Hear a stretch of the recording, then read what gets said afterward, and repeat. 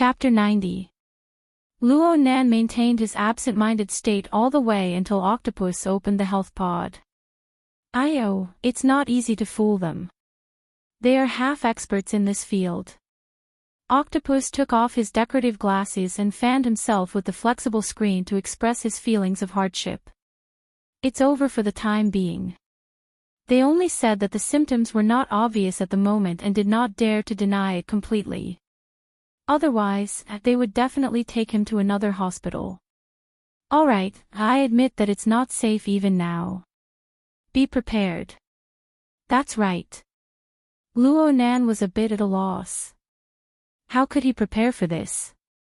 In the days to come, he would be treated as a schizophrenic by his aunt and uncle. Octopus saw Luo Nan's depressed mood and chuckled, "Don't get tangled up." In a certain sense, they weren't wrong. You know, from a certain perspective, every ability user has schizophrenia. Luo Nan raised his head in shock. That's not what I said, it's President Ouyang's wise opinion. Ouyang Qin, do you know President Ouyang? Yes, the one who invented the hexier. Yes, that's him. He was the one and only registered extraordinaire in the Xia City Society. He started with the mental enhancement, and he was the absolute authority in this field. You're also a spiritually enhanced type. You can learn from him later. Octopus clearly admired President Ouyang very much.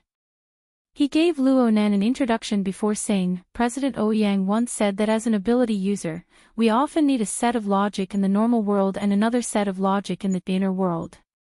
Moreover, every awakened should also have their own set of logic.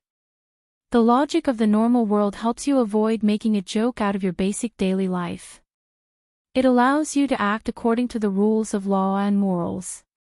It also teaches you simple principles of socializing and working, allowing you to become a normal human being. Luo Nan went, oh. He discovered that this definition was very similar to the social format. Of course, any sociological theory would have similar concepts. As for the inner world logic, it's the logic of a small circle of ability users. Things like revering strength, focusing on one's own strength, and using one's abilities to differentiate between superior and inferior classes. Originally, it was very simple. He just had to fool around in his own circle, like the MMA association. But the problem is that the inner world has a strong influence on the normal world. This causes the logic of the inner world to distort the logic of the real world. Well, isn't it like schizophrenia? Or should I say, the epitome of all mental illness? Luo Nan nodded, it's a bit similar. Of course they look alike. If there is a difference, it is that psychopaths cannot use their logic to affect reality. Their logic is illusory, fragile, and absurd. But we can, and our logic has become the rule that a considerable number of people must recognize. Octopus made a horizontal gesture. If we were to apply this principle to self-logic, remember, President Ouyang suggested that every awakened should have a set of self-logic. Luo Nan inexplicably sucked in a breath. He felt a certain feeling of déjà vu. It was like a gradually rising tide, flooding his chest, his nose, and his head. Octopus continued, the so-called self-logic is a set of self-consistent theories that ability users use to explain their own abilities, as long as you can form a complete logical chain from beginning to end, and can actually verify it, then no matter how ridiculous it is, it's possible. Just like those madmen in the secret orders. Their actions are absurd, but it doesn't affect their strength. It's because they have an internal logic, and use this logic to successfully distort the external world. We can also give an example, your grandfather, Mr. Luo Yuandao, is that okay? Luo Nan was silent. Octopus continued to speak like this, I've seen your grandfather's symptoms. Disregarding the pathological changes in his nervous system, he is the typical manifestation of self-logic being unable to defeat external logic. If he really does possess an extremely powerful strength that can affect the entire universe, then he is correct.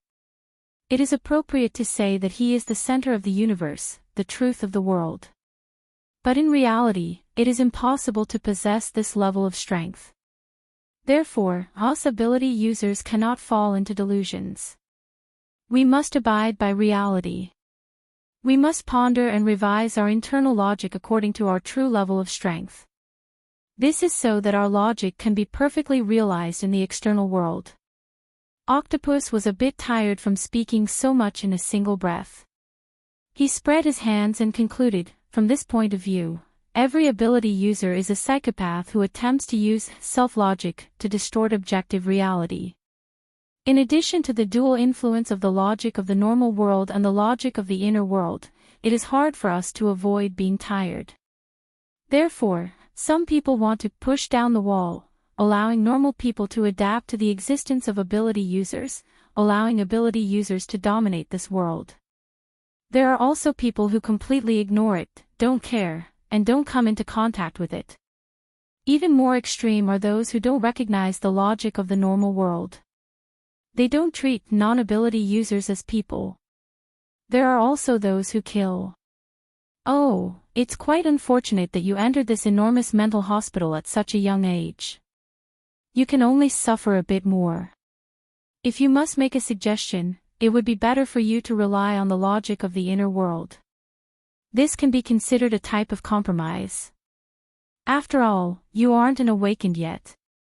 You have developed self-logic early on. Perhaps you really will become crazy. And if you follow the logic of the normal world, you will be far too clumsy. Therefore, participate in a few more society activities.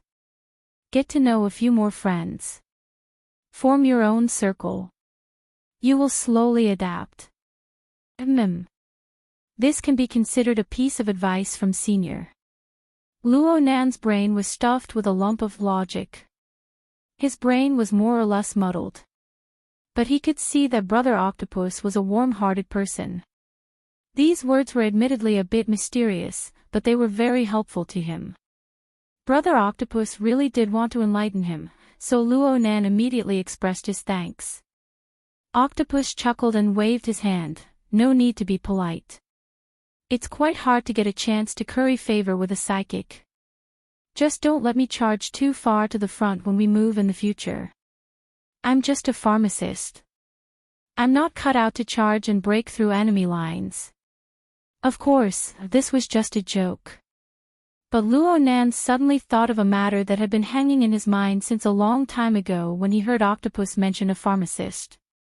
He muttered to himself for a moment and then said, Brother Octopus has done a lot of research in compounding psychotropic drugs. Then do you accept orders? Of course I accept. It's fine as long as you explain the use clearly. Octopus responded smoothly, but then he was startled. He changed his expression and sized up Luo Nan up from head to toe. He even rubbed his chin and muttered to himself for a while before speaking once more, Especially for a minor like you. You need to explain even more clearly. Don't tell me you have some sort of bad habit? Luo Nan didn't respond directly. He focused slightly and transmitted a molecular formula to Octopus through the hex ear. I want to compound this drug. Can I? Chapter 91. Octopus stared blankly for a while. His eyes focused and looked at Luo Nan. Actually, if you want to kill someone, you don't need this kind of complicated structure. You just need to cut out a random portion from here. The dosage is enough and the results will be absolutely fantastic. Luckily, Luo Nan didn't need to explain. Octopus's eyes emptied once more and he sank back into his professional world. Luo Nan clenched his fist in secret when he saw Octopus's reaction. There's a way. At least at this moment, it wasn't just the concoction of the drug. The principles and effects of the drug were worth serious research by professionals. This was undoubtedly the best news for Luo Nan. He directly shared the molecular formula with Octopus. Didn't he want to obtain a similar result? A notification sound came from the nourishment chamber at this time. It was time for the preset nap time. Luo Nan didn't want to disturb Octopus's train of thought, but he thought that his uncle and aunt would be coming soon. He couldn't help but urge, "Bro Octopus, give me a clear answer. Can you do it or not? If you can, I'll give you the dosage and everything else. Give me the ones in front." Octopus's words drifted. "Ha!" Octopus stared at him once more. His eyes didn't even blink. His face swelled with a layer of blood red. "This definitely isn't the original version, right? Any normal person would be toyed to death with so many targeted neurons acting on them at the same time. But its goal isn't to toy with people, right? Amazing." Luo Nan couldn't help but admire Octopus for being able to see so much from a simple molecular formula. But then he thought about it. Octopus himself probably had similar thoughts besides his eyesight and professional level. After all, he was a pharmacist and an awakened. Luo Nan really didn't know whether he should be anxious or proud when he saw Octopus's reaction. But he knew that if Octopus continued to stay in the room and was seen by his aunt and uncle, everything would be exposed. In fact, the two elders who had left in succession had already appeared within the range of his senses. It was too late to leave now. "Disappear right now and then I'll give you the original version." "Okay." Octopus's eyes lit up. He didn't say anything further as he pulled open the window and jumped down. The height of 3 stories was nothing more than a single step for him. Luo Nan let out a long breath. He tidied up his clothes and confirmed that there were no flaws. He pushed open the door and left. Mrs. Luo Shuqing was just about to knock on the door when she was startled by Luo Nan's action of opening the door. She carefully sized up Luo Nan's face a few times before revealing a smile and said, "What do you think? Is it effective?" "It's alright, but there's no need to buy it specifically." Luo Nan began to act with his aunt. To be honest, his acting skills were terrible. Fortunately, his aunt also had something on her mind, so the conversation between the two was a little absent-minded. At this time, Octopus also started to harass him through the hex-ear, forcing him to pass on the relevant information. The more anxious Octopus became, the calmer Luo Nan became. Now, he had to reevaluate his grandfather's results, and make a decision. A chaotic weekend afternoon began. Actually, the afternoon passed by very quickly. After the nap, Luo Nan and Mo Ping played a few rounds of 10 days in the wilderness. Then it was time for Luo Yuandao to go out for a walk every day. The 2 young men accompanied him cautiously, and listened to the strange words of the old man. The uncle and aunt, standing a little apart, talked to each other in a low voice, and all seemed to be proceeding in a calm and orderly manner. The problem was that Luo Nan's ears never had a moment of peace. Luo Nan's uncle and aunt believed that they were far enough away, but there would always be some words that would fall into the range of Luo Nan's senses. Without exception, they were all topics related to his illness. In addition, Octopus's harassment came from another direction without end. Ever since Luo Nan gave Octopus the corresponding molecular formula, it was as if a bag of salt had been poured over him. Octopus's thoughts began to twitch. Astonishment, bewilderment, doubt. And all of this was completely shattered in front of the living example of Luo Nan. It was just as Octopus had said before. No matter how absurd the logic was, as long as it could be verified in the real world, then one must acknowledge its existence. At this time, Octopus was sitting in the laboratory, trying to mix drugs while sighing and groaning at Luo Nan. "When I see the first step, I feel that I'm an idiot. When I see the last step, I feel that I'm a madman. But when the first step and the last step are put together, I can fucking say, we're all trash. Give me another one. Just give me one more of the prerequisites you mentioned. I need to verify my train of thought. Don't give it to me yet. My logic is about to explode. My God, how could I have thought of this step? Neuronal structure mutation, growth and proliferation, retrogressive inhibition, and even withdrawal reactions. Everything is in place. Even if I had a brain hologram in front of me, I wouldn't be able to calculate it. This is the entire flow of time. This simply isn't the result a human should have. It doesn't matter if it was created or consumed. When Luo Nan first heard these words, he was nearly unable to suppress his excitement and pride. But slowly, these impassioned emotions melted away one by one from the weak and strange movements of his grandfather's body. What meaning did these praises have from his grandfather's perspective? Would this old man, who lived his life sealed within his logic, be able to feel a moment of joy even if he were to add all the honor and prestige he should have? Even looking at it from the most realistic of perspectives, the sanatorium had opened up all-day visitation to an old man whose condition was deteriorating. This was not good news at all. This was no different from giving up on treatment. Luo Nan gazed at the side of the old man's withered face. Every word and action of the old man this day flowed and permeated the bottom of Luo Nan's heart. An idea grew clearer and clearer from within. The sky gradually turned dark, and the all-day visitation came to an end. The family prepared to return to the city. Luo Nan asked Octopus about the drug through the hex ear at this time. Octopus took charge of everything. The society has a specialized express delivery channel. It is absolutely safe and convenient. Starting tomorrow, I can supply a fixed quantity. Then I'll have to thank Brother Octopus. This is nothing. Compared to the value of the 2 molecular formulas, this amount is a drop in the ocean. Octopus was still in a state of eagerness. Oh right. I want to write a paper based on the molecular formulas during this time. I want to publish it in an internal journal of the society. Can you represent your grandfather and give me the relevant authorization? Luo Nan's heart palpitated with excitement as soon as these words came out. He knew very well that he didn't have the ability to further research and explain his grandfather's theory at this stage. Then, someone who could replace him in all this and give his grandfather the reputation he deserved was one of the best choices. Octopus's level in drug compounding was outstanding. He didn't have any sinister thoughts. It was very pleasant to talk to. He was an extremely good candidate. Chapter 92. After all, Luo Nan had learned from Yen Hong's mistakes and had considered the problem of plagiarism. But the Wilderness Explorers Society wasn't the academic world after all.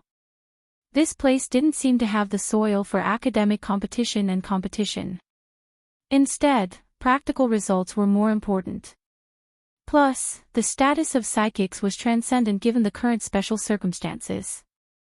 As long as he stood there and displayed his usefulness, no one would be able to deprive his grandfather of his achievements. After some consideration, Luo Nan decided to trust Octopus. He simply replied, "Okay." Octopus immediately laughed heartily, "Excellent. I'll prepare the power of attorney. The society will use the same format and there will be 2 notaries.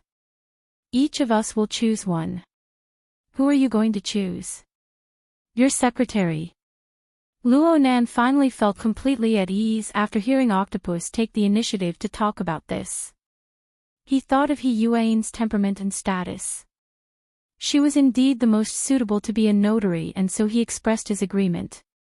The family had already gotten in the car and drove out of the sanatorium. Luo Nan was still sitting in the front seat. He turned his head to look at the building that was gradually turning blood red under the setting sun. He was speechless for a time.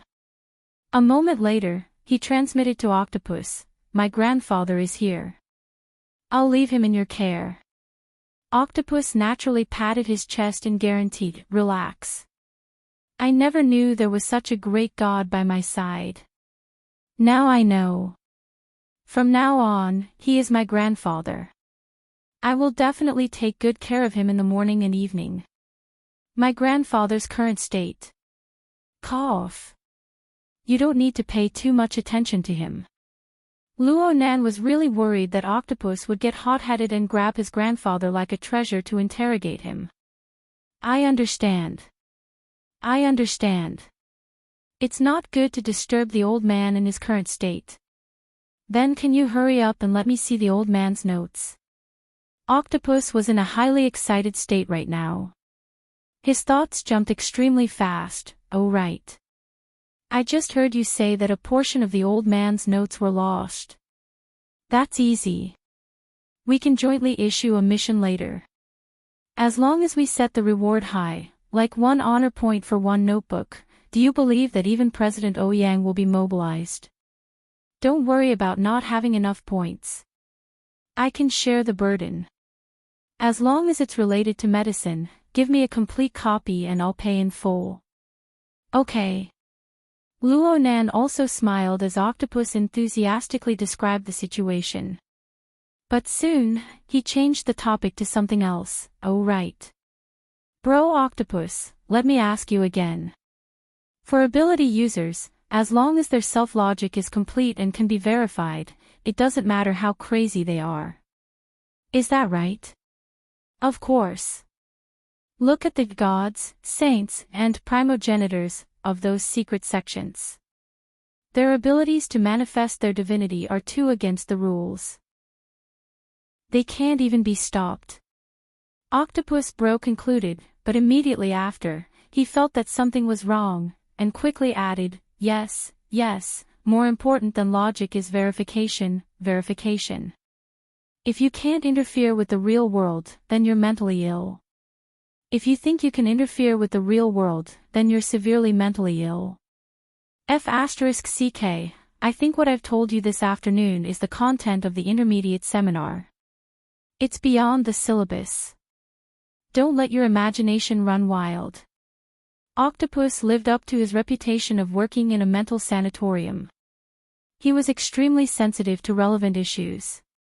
He was really worried that Luo Nan would let his imagination run wild and act without any scruples. At Luo Nan's age and with his occupation as a psychic, the possible problems that could arise were far too serious. Luo Nan laughed when he saw that Octopus had the intention to continue exhorting him. Relax, bro Octopus. I know that the most important task for me right now is to temper my body and realize a balance between my mind and body. Then I'll use the dual channels of my mind and body to slowly experience this world and gradually form an answer. I don't need to be in a hurry to explain this world, right? Okay. Octopus didn't know that most of Luo Nan's words were pointers from He Yuan. He immediately let out a sigh of relief and praised loudly, excellent. Kid, you have the perception. You should do this step by step in a down-to-earth manner. Right now, your body really is lacking in polishing. But it doesn't matter. You're still in puberty. Wait until the matter with the human-faced arachnid is over. I'll find you a set of training methods in the direction of mental strengthening. You'll definitely be able to achieve a balance before your body stops developing in a few years. When that time comes, you should be able to rely on the foundation laid down by the old man to become an awakened. Oh right. I'll send you my notes from the junior seminar in a bit. You can refer to them first. There are a lot of very basic things in there. But these things will still be useful even if you become an extraordinary. Luo Nan took a deep breath. Thanks a lot, bro Octopus. Luo Nan chatted with Octopus about a few basic topics before cutting off the connection. He looked at the sky outside right now. It had already irreversibly fallen into an even deeper darkness. The street lights on both sides of the high-speed magnetic track were like 2 dragons of light without heads or tails. They extended and danced in the darkness. They seemed to merge together at the corner, but they separated in the blink of an eye. They were incomparably harmonious and synchronized, but they were never able to stick together. Luo Nan leaned against the back of the chair and stared blankly at the reflections of the 2 dragons of light. One is Grandpa. The other is me, what? Mrs. Luo Shuqing, who was sitting in the back seat, was extremely sensitive to Luo Nan's soliloquy. In fact, Luo Nan hadn't spoken a single word ever since he got on the car. He maintained a long period of silence. This made her raise her vigilance. Luo Nan turned his head and saw that his aunt was clearly very nervous, but she was doing her best to maintain a calm posture. He thought for a bit and spoke in a low voice, "Aunt. Give me a precise answer." "Grandpa. How much longer?" Luo Shuqing's face was instantly filled with astonishment. Then she used an even more obvious frown to conceal it. Her voice was deliberately suppressed to be deep. "What are you letting your imagination run wild?" Luo Nan took a deep breath. 2 years. I told you not to let your imagination run wild. 1 year. Luo Nan. Luo Shuqing suddenly raised her voice, causing Mo Peng's body to go rigid to the side. His uncle never turned his head. It was as if he hadn't heard a thing. He was acting as a driver for show. Luo Nan let out a long breath, stabilizing the surging emotions in his heart. He also did his best to steady his voice. "Grandpa has feelings for my painting. What are you talking about?" Luo Shuqing felt that Luo Nan's train of thought was very strange. Luo Nan lowered his head and opened the notebook. He flipped to the page of the prison building and showed it to his aunt. "Grandpa had feelings for this painting this morning. Isn't that right, Brother Peng?" Mo Peng's entire body felt uncomfortable when he heard Luo Nan take the initiative to call him a brother. This was a fucking threat, but he still nodded. Of course, he had to keep his words like, "It was this painting that made the old man go crazy," to his stomach. Luo Shuqing took the notebook and looked at the chaotic lines that had other meanings. Her eyebrows furrowed even tighter. She closed the notebook. She didn't want to look too much, so as to avoid being disturbed in her train of thought. "Just say it. What do you mean in the end?" "I want to draw a painting. I want Grandpa to see it. I want to draw a painting that will make him truly happy. Make him happy. This isn't easy. I need time, but I just don't know how much time I have." Luo Nan turned his chair to sit face to face with Luo Shuqing. Their gazes met. "I need to draw up a schedule for my plan.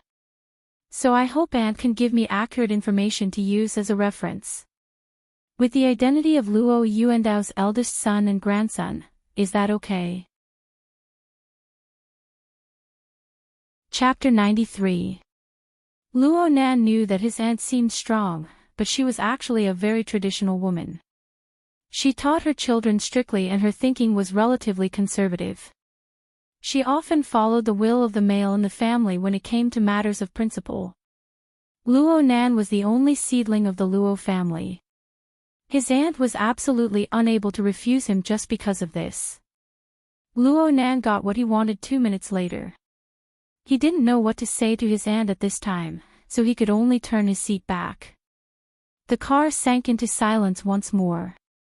Luo Nan used the flexible e-ink screen to flip through his grandfather's diagnosis. The diagnosis did not have a clear time limit, but the truth was hidden between the lines. Luo Yuandao had multiple organ failure due to the many complications caused by the pathological changes to his nervous system. He was already in an extremely dangerous stage. In fact, he was completely relying on medicine and equipment to support himself. From the doctor's perspective, it was already a miracle that this old man could walk, talk, and lose his temper. But the strong stimulation of medicine would eventually be unable to resist the exhaustion of the essence of life. No one knew when this balance would tilt. Perhaps the old man's tolerance to a certain medicine would increase by a bit, and this balance would be broken. Then everything would be irreparable. If everything was simplified, it could be summed up in 2 words, at any time. Unexpectedly, Luo Nan wasn't that surprised. It was as if this was how things should be. The Hexier sent another message. It was still Octopus. Octopus sent over his study notes from back in the day. The notes were all the key information he recorded when he participated in the Society's elementary research classes. There was a set of fundamental theories that tempered the mind and the fleshly body. They were very classical and practical. Octopus sent them over naturally meant to point Luo Nan in the right direction. Luo Nan skimmed 10 lines at a glance. He roughly flipped through the notes and stored them in the Hexier's personal folder. He wasn't going to look at them in detail. His body leaned back against the back of the chair. His gaze once again looked at the parallel light dragons outside the window.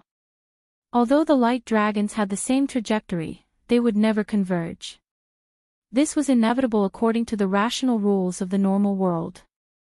It was just like how his grandfather, a schizophrenic, couldn't truly understand him when he drew a picture with the thinking of a normal person. Luo Nan spent a lot of time trying to use normal people's logic to interpret his grandfather's theories over the past 5 years. He explained it to normal people and even convinced them. But now he understood, his grandfather's logic completely broke away from the dimensions of normal people. What did the honor and justice of the world have to do with him? What his grandfather needed, or at least what Luo Nan believed he needed, was a clear, straightforward, and correct communication. That was the beginning of everything. The first was logic. Luo Yuandao's logic was classical. His formatting theory was a form similar to primitive philosophy. He advocated the nesting of self-format, social format, and heaven and earth format. This kind of nesting was not from the outside to the inside, from the material to the spirit, it was from the inside to the outside, from the self to the entire universe. Apart from the founder, few people would like this theory. Because it pushed all existences other than me into the whirlpool created by me and turned them into my slaves. Even Luo Nan, who listened and obeyed his grandfather's every word regarding the self-format, interpreted the societal format as a 5-level structure of student, employee, technician, clergyman, and politician. Intentionally or unintentionally, Luo Nan understood these 5 levels of structure as relatively objective existences. The social format was viewed as a set of undiscovered formulas, an undefined model, and the collective creation of a certain human society. This was essentially no different from most of the sociological theories on the market.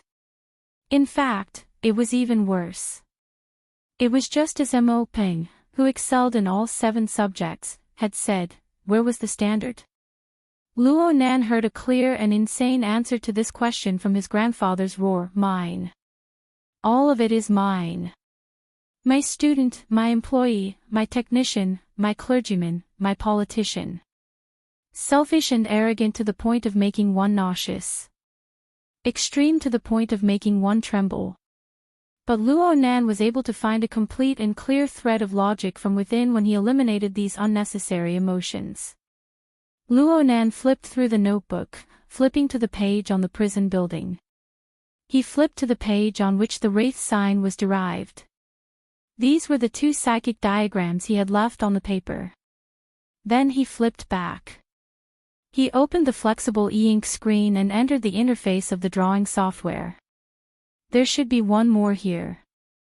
He had drawn the 3rd psychic diagram on the night of the 28th, which was like a muddy river. However, there was no one inside.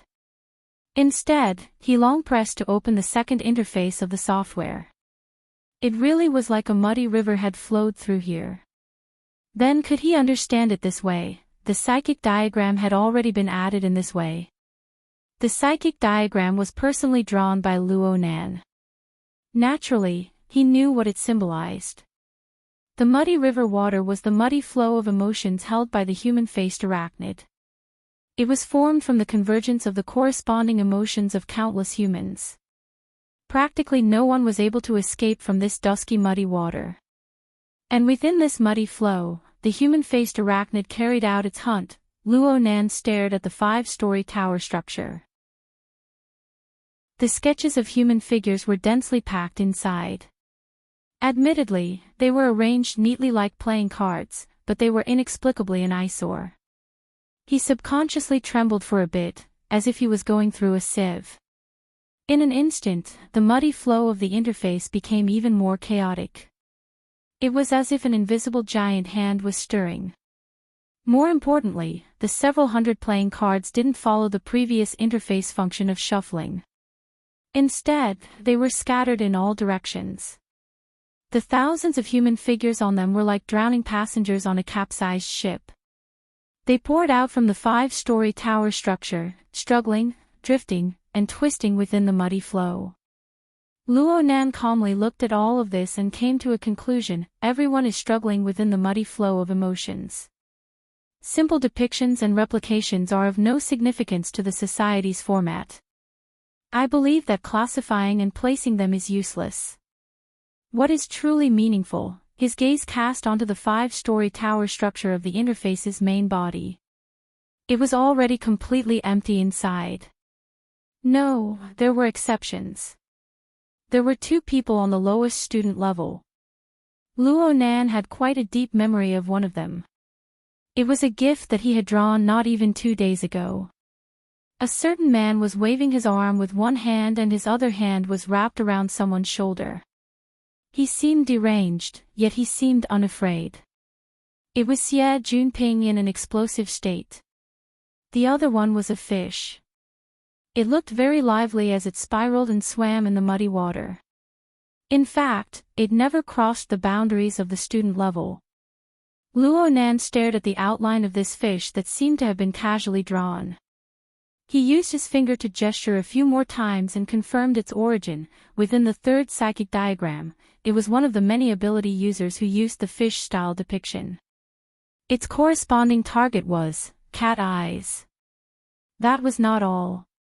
Looking up from the student level and across the empty staff level, there was a strange symbol floating in the technician level. Chapter 94. Luo Nan sat quietly. He stared at the mostly empty 5-level pyramid and continued to deduce his conclusions. The same pyramid can contain vastly different contents. This is probably because the standards are completely different. The previous stratification was just a simple reconstruction of the structure of society. Therefore, everyone could be placed within it. But this kind of structure did not have a clear and precise location for each individual. It was like a pile of spare parts. No matter how large or complete they were, they could not be assembled into a complete functional machine. It was meaningless. The current stratification standard is simple and crude.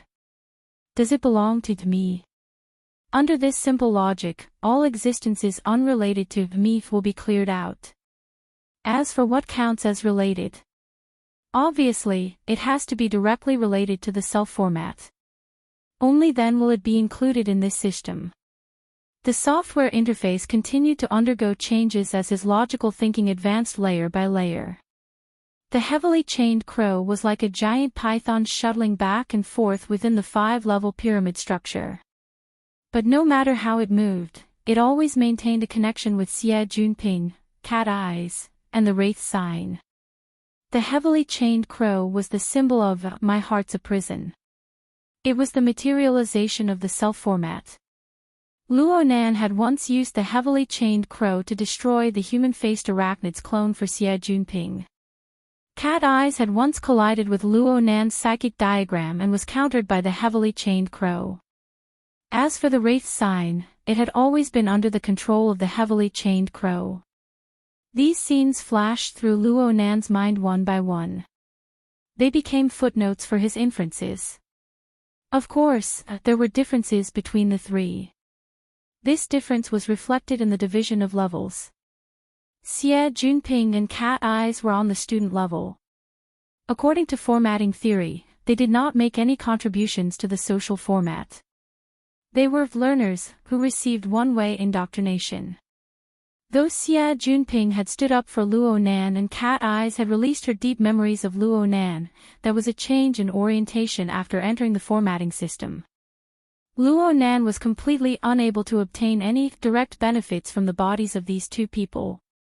And if major stimuli were to appear, they would likely refuse Luo Nan's indoctrination. They would walk out of the format pyramid and part ways with Luo Nan.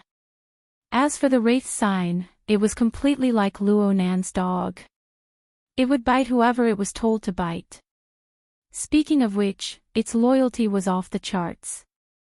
It also possessed extremely powerful abilities.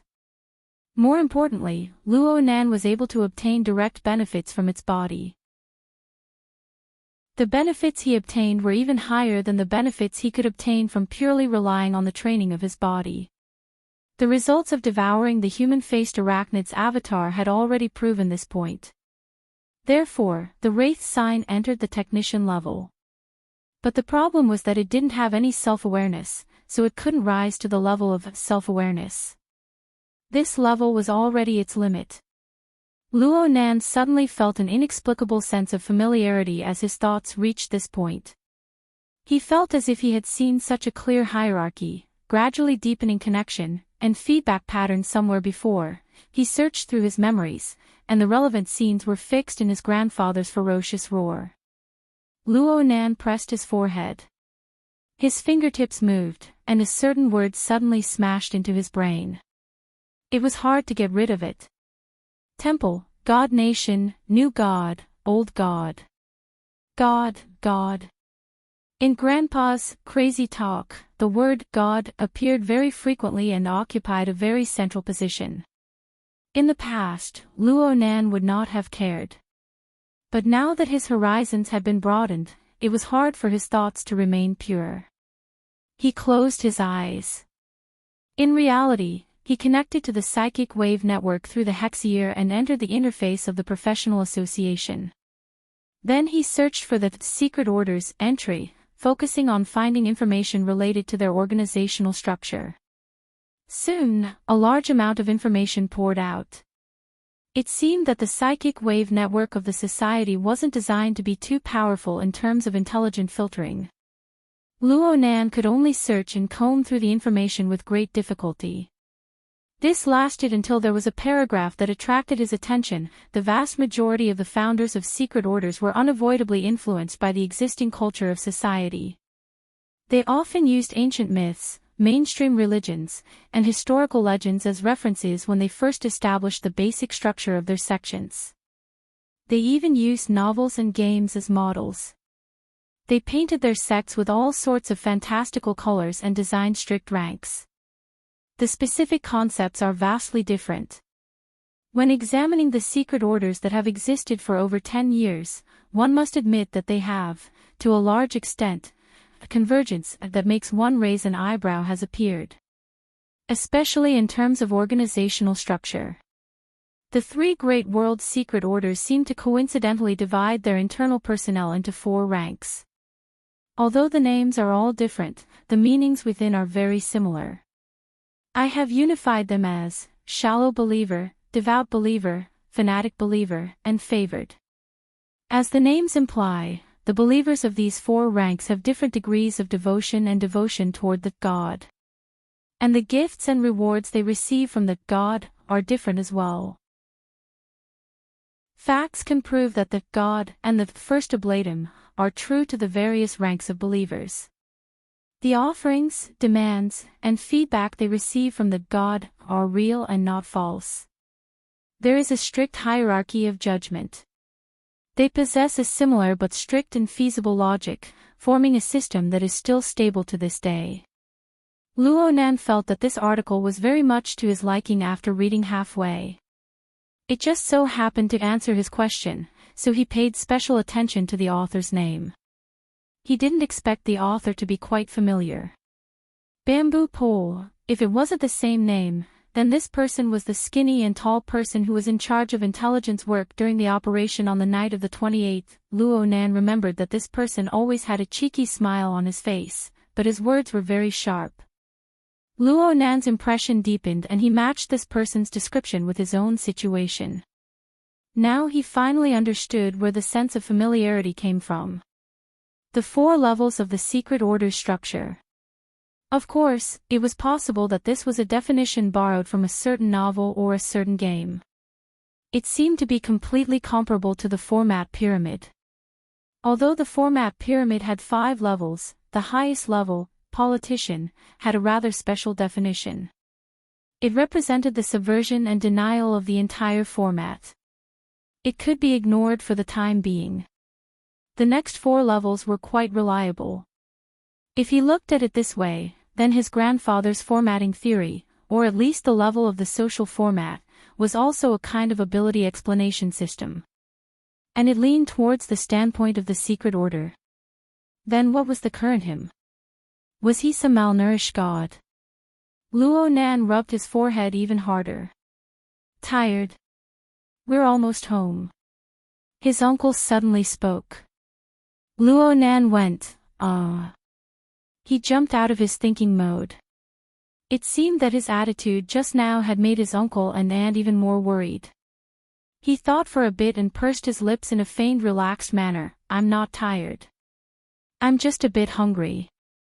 His uncle grunted and turned to speak to his aunt. It's late to go home and cook. Should we let old Mo make a nutritious meal, or should we deal with it outside? Mo Peng cried out in fright. Heavens! Don't trouble him.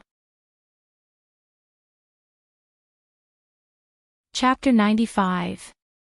Old Mo was the family's AI housekeeper. Since he had carelessly chosen to lean towards environmental protection, this AI's cooking menu forever lacked high-fat and high-protein options. Moreover, the nutritious meals he made were more like medicine than food. Old Mo's uncle and aunt weren't averse to this. They didn't mind occasionally slacking off and tasting fresh food. But for Mo Peng, he would rather drink plain water. Luo Nan also felt that it would be best for him, who had consumed large amounts of mental power, to strengthen his nutritional supplements. Seeing the troubled expressions of the two youngsters, Luo Nan's uncle readily agreed, then we'll settle it outside. There's a new restaurant nearby that's pretty good. As he spoke, he used the car's AI to order food online. His luck wasn't bad. Even though he had already entered the bustling Xia City district and it was mealtime, he still successfully placed the order. The SUV cut into another lane and entered the light track of a certain skyscraper. It began to gradually rise to the traffic level. Xia City had 20 transportation layers from the ground to the sky. Aside from the 5 layers that were used by specialized flying machines, the remaining 15 transportation layers mostly used the light rails that bypassed the various high-rise buildings in the city to realize the switching and distribution of the layers. Every night, the outer layers of many skyscrapers would light up like spiraling neon lights. Tens of thousands of flying cars would shuttle back and forth, forming a seemingly never-ending stream of light. It was filled with the beauty of order. Luo Nan continued to read the rest of Bamboo Pole's words, and the word order was mentioned. We've observed the secret orders. The vast majority of them, from top to bottom, show signs of irrationality. But within and between every order, a high degree of unity and order is ultimately manifested. It makes one suspect that all irrational things are stuffed into a hard, firm, and tight framework. Or perhaps it's a kind of magical machine. Irrational raw materials are filled in, and the product is order. I can't find any other explanation for this besides a complete ability explanation system. We can match the secret order's ability explanation system with the society's internal ability explanation system. Shallow believers correspond to unawakened ability users. Devout believers correspond to awakened ones. Fanatics correspond to engineers. Favored correspond to extraordinaries. Basically, the ability levels are quite compatible. Is this the ability explanation system's different routes lead to the same goal? If this is the case, the society will be very happy to sit down with the secret order and eat breakfast together. But in reality, the church's explanation system still had serious differences with that of the association. The society, the church, and even the burners. What does the coexistence of 2 or even more systems mean? Have we only seen one side of the truth, or is the world like a sandwich? Or simply a 1,000-layer cake? There's another layer to unravel, it's just a matter of how you want to eat it. Bamboo Pole's article was very long. Luo Nan only read the gist of it. However, the main point was still very clear. It was to discuss the opposing system between the association and the secret orders, and to correct some people's belittling of the secret orders. However, Luo Nan's feelings had deviated a bit from Bamboo Pole's goal of writing this article. I seem to have entered the wrong door. Luo Nan felt a small sense of absurdity. No matter how he looked at it now, his own formatting theory leaned more towards the direction of the secret orders. Like Xie Junping and Cat Eyes, weren't they shallow believers? Another example would be the Wraith Sign, who was a fanatic. The standard of the societal format was more like the typical structure of the secret orders, with God as the center. If the facts proved that his self-logic and the ability explanation system advocated by the society had a serious deviation, then what was the point of him joining the society? Of course, Luo Nan wanted to know why his grandfather's theory would form such a close correspondence with the secret order system. Was it a coincidence? Or was it some other reason? Luo Nan's doubts were destined not to be answered in a short amount of time. The family had already arrived at the restaurant. They were guided by the waiter to their reserved seats and sat down. The restaurant's environment was pretty good. It had antique wooden window partitions, allowing light to pass through and emphasizing privacy. Even though there were quite a few people eating, it was relatively quiet. Luo Shuqing was quite satisfied. The place you chose is pretty good. This kind of environment was a bit old-fashioned for youngsters. Mo Peng wasn't interested in the surrounding decorations. He lowered his head and played his game after ordering. Luo Nan went to the bathroom. His train of thought had hit a bottleneck. It was hard not to be preoccupied. He kept his head down the entire way, ignoring the things around him. But when he was washing his hands, someone beside him called out in a probing manner, "Mr. Luo?" Luo Nan was startled. He raised his head and saw that the person was around 40 years old. His figure was tall and sturdy, and he looked capable and calm. Luo Nan just felt that the person looked familiar. He thought about how he was addressed, and only then did he remember that the only people who could call him by this name were those who participated in the operation on the 28th. Yes, this person was one of the 4 bodyguards He Yueyin had brought with her that day. He was responsible for looking after Shuelei, Black Wolf, and the other injured people. He was a very steady person. However, Luo Nan couldn't remember his name no matter how hard he tried. He couldn't help feeling a bit embarrassed. This bodyguard was experienced in the ways of the world. He smiled and extended his hand to introduce himself, "Zhou Hu. I didn't greet Mr. Luo that day. My apologies." Luo Nan hurriedly called out, "Brother Zhou." He was a bit baffled. "Brother Zhou is here. Is Sister He here as well?" "Nope. I'm off today. I'm here for a private gathering. A group of old comrades." "Oh right. Cragburst is here as well." "Ha." Luo Nan's impression of Cragburst, who was also in the society, was much deeper. Cragburst was a valiant close combat expert. He existed as Luo Nan's protector during the later stages of the operation. Even though Cragburst didn't have the opportunity to truly display his strength, the 2-meter-tall giant gave Luo Nan a sense of security. Luo Nan even added Cragburst as a friend through the Hexier. "You guys are comrades. We've tested each other before. We don't have a deep friendship. But we're familiar now." Zhou Hu laughed as he invited, "Mr. Luo, do you want to come over to our place?" "Forget it. Send my regards to Cragburst."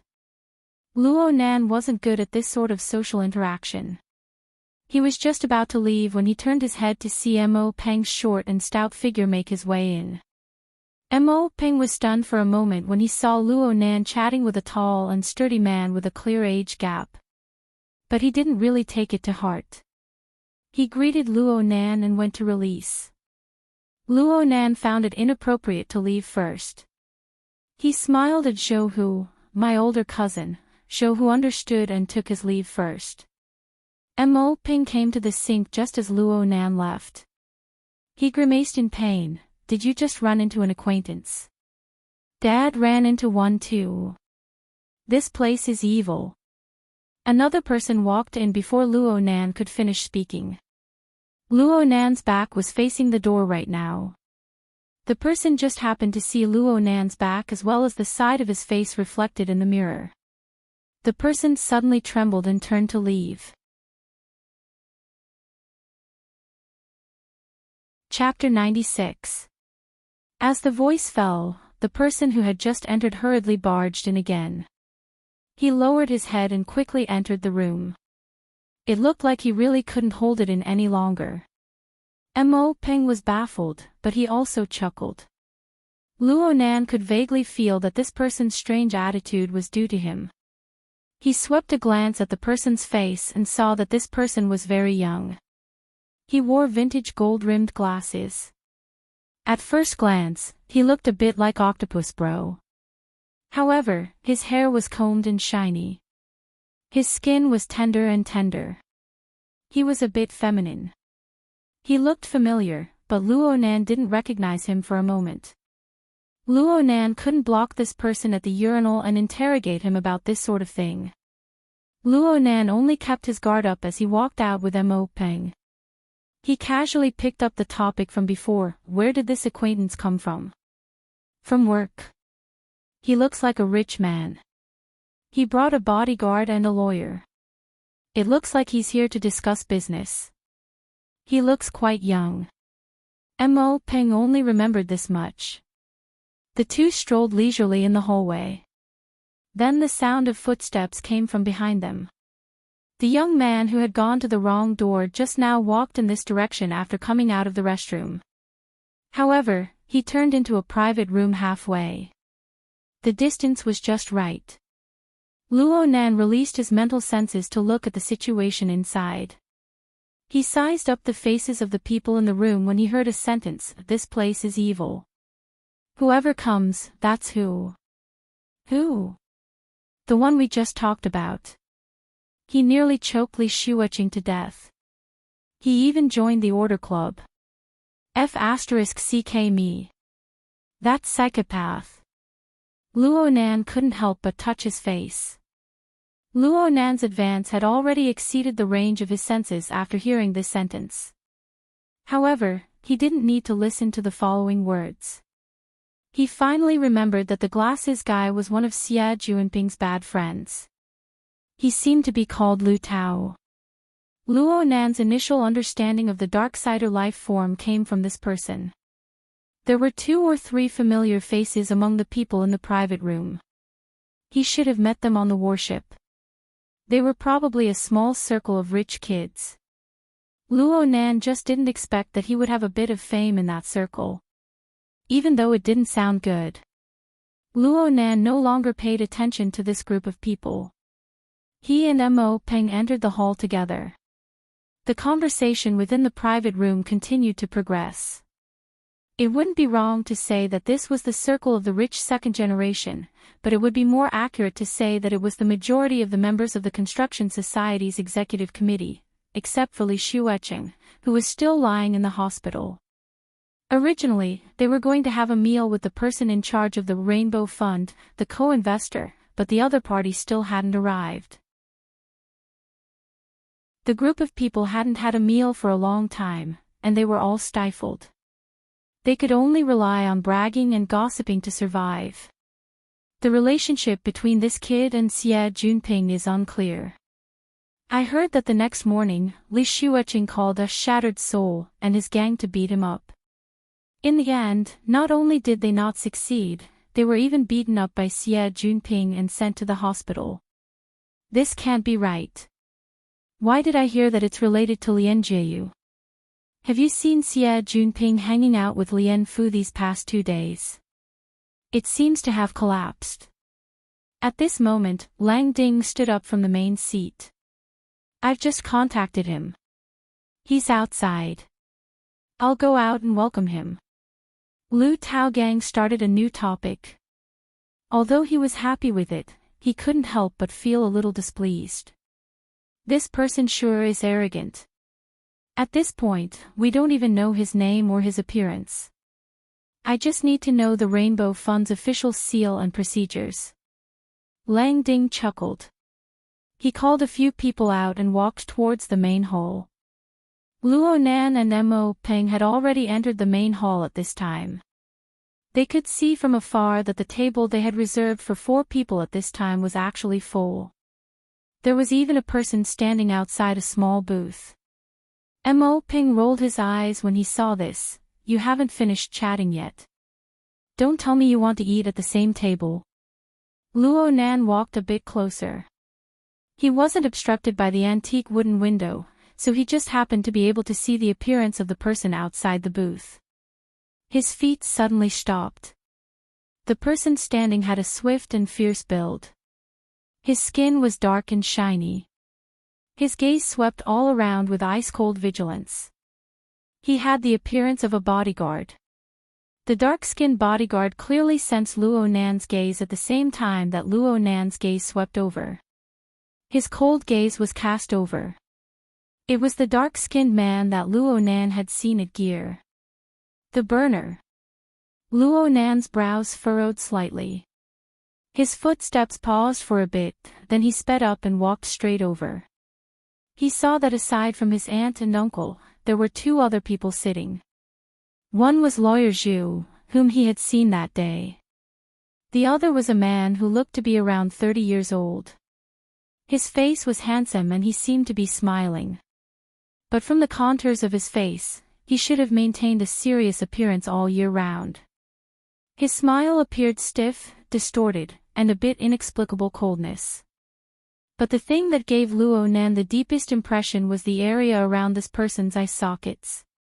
The color of blood and tendons interweaved together to form a strange contrast with his current smile. Oh right, this person's eyes were a dark red color. Luo Nan got closer and further confirmed that the atmosphere in the booth was absolutely abnormal. His uncle's expression was tranquil. His aunt's expression was as deep as water. Neither of them said a word.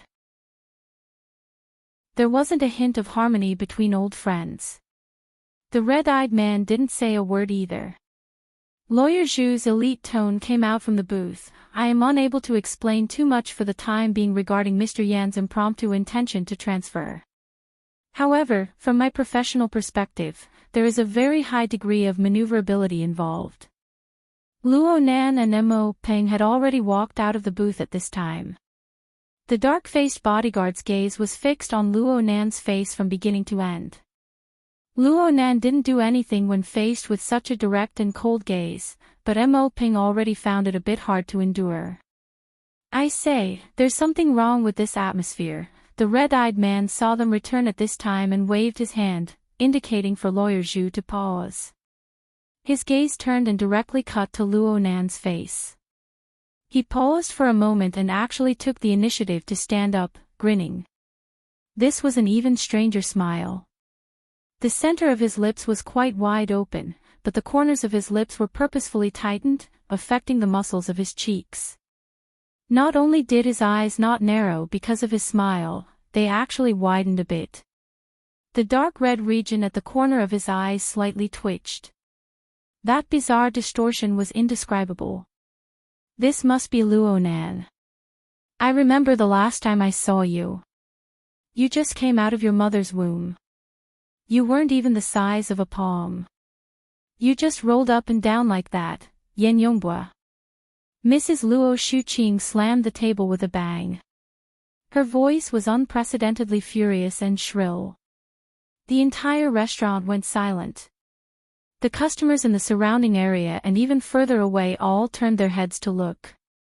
The waiters hurried over, wanting to understand the situation.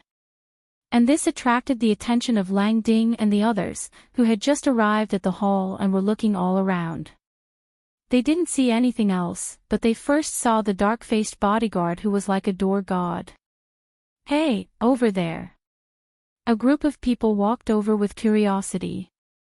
Lang Ding was the first to see the situation inside the booth. His gaze swept past Luo Nan and the others before finally stopping on the face of the red-eyed man. His expression changed in an instant and he cried out involuntarily, Teacher. Teacher Yen. Some of the members of the construction society who followed behind him were at a loss. Some were stupefied. But the ones who recognized the face before their eyes all thought to themselves, this sponsor. What a deep scheme. Chapter 97. I've been busy lately, so the update time is a bit messy.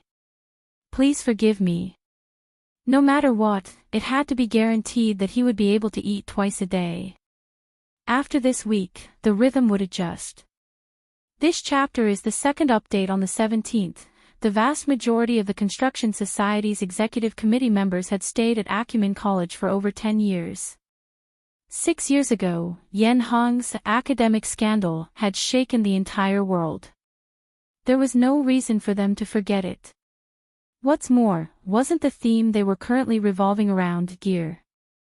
In that academic scandal, the accident in Gear's underground laboratory was the scene that caused the world to be in an uproar. Yen Hong, facing the criticism of the entire world, deliberately created an accident, destroyed evidence, and used the crudest method to cover up his crimes. This also caused Acumen College, who was responsible for the administration, to lose face. After the incident, Yen Hong, who was condemned by everyone, disappeared without a trace. Yen Yongbua, who was a lecturer in the academy, also disappeared. Most people felt that they would never see them again. But reality slapped him hard in the face. It really is Yen Yongbua. He used to give me lessons. Lu Tao recognized Yen Yongbua and couldn't help but poke his companion beside him. Hey, he's the person in charge of the Rainbow Fund. That's a credit limit of tens of billions. And it seems that Quantum Corporation is behind it. Is Yen Hong coming back for revenge? His companion shook his head. He did not and could not answer this question. Yen Yongbua's demonic crimson eyes swept across the faces of Lang Ding and the others. He nodded slightly as a greeting. Then, he turned his gaze to Luo Shuqing, who was glaring at him, and bowed. Ms. Luo, I'm sorry. My words were inappropriate. Actually, I have always admired and respected senior sister Qingwen. Therefore, when I returned this time, the first thing I did was to purchase gear. This was senior Qingwen's undying work back then. Back then, I also hoped to restore the glory of my father's laboratory. Luo Shuqing didn't hide her emotions at all. In your dreams. Yen Yongbua calmly tapped his temple. Now, I have the ability to turn dreams into reality. Oh, I'm sorry, I forgot that you haven't eaten yet. I won't disturb you for now. We'll talk about the transfer later. He walked straight out of the cubicle, and Lawyer Zhu hurriedly got up to follow. Luo Nan stared coldly at this strange man outside the compartment. He didn't know who Yen Yongbua was at first, but now he was clear, it was this person. Yen Hong's son. It wouldn't be an exaggeration to describe him as a mortal enemy. No matter which side it was, they had no intention of resolving the enmity. Yen Yongbua walked to Luo Nan's side. Just as he was about to brush shoulders with Luo Nan, Yen Yongbua suddenly turned his head. He used a twisted smile to meet Luo Nan's clear and cold eyes. Speaking of which, my father and Mr. Luo Yuandao have worked together for many years. I was also Mr. Luo Yuandao's student and research assistant for a period of time. Senior Zhongheng, Senior Qingwen, and I are fellow alumni of Acumen College. If there is a chance to coexist, I hope to continue the fate of our two families at Gear. Luo Nan was disinclined to respond to such meaningless words. But in the next moment, Yen Yongbua suddenly turned around without any warning. He raised his hand and embraced Luo Nan's shoulder. It looked intimate, but Yen Yongbua bent his waist slightly. His unyielding strength forced Luo Nan to bend over. His mouth was right next to Luo Nan's ear as he laughed in a low voice. I was exaggerating a bit just now. You weren't that small when you were wrapped up in the womb. At worst, you were like a chihuahua rolling around in the solution. You were actually quite cute. Yen Yongbua felt Luo Nan's body go rigid in an instant. He patted Luo Nan's shoulder. It's just a pity for Senior Qingwen. I've been fantasizing about her since junior high. But from then on, I never did it again. Do you know why? Luo Nan turned his face slightly. His gaze was penetratingly cold and hard, but it was unable to affect Yan Yongbu's twisted smiling face in the slightest. It's too easy for me to make associations. When her face flashes in my mind, I think of that pile of rotting flesh and bones. In this instant, a certain string in Luo Nan's mind snapped. The heavily chained crow was about to pierce out of his body amidst the rattling vibrations, piercing through the head of the man before him. But a scorching firepower was transmitted from Yan Yongbu's body in advance. It penetrated through Luo Nan's neck, just like a red-hot blade.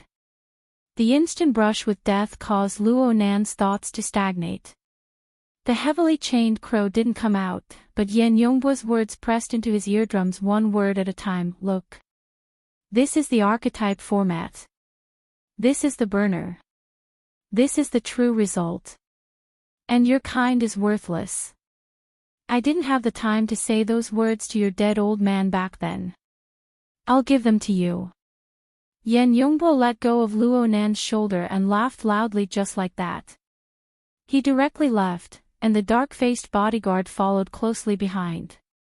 Lawyer Zhu also hurriedly followed. Lang Ding and the other members of the construction society looked at each other in dismay. They hesitated for a while, but they still chased after Yan Yongbo. Yan Yongbo seemed to have gone mad.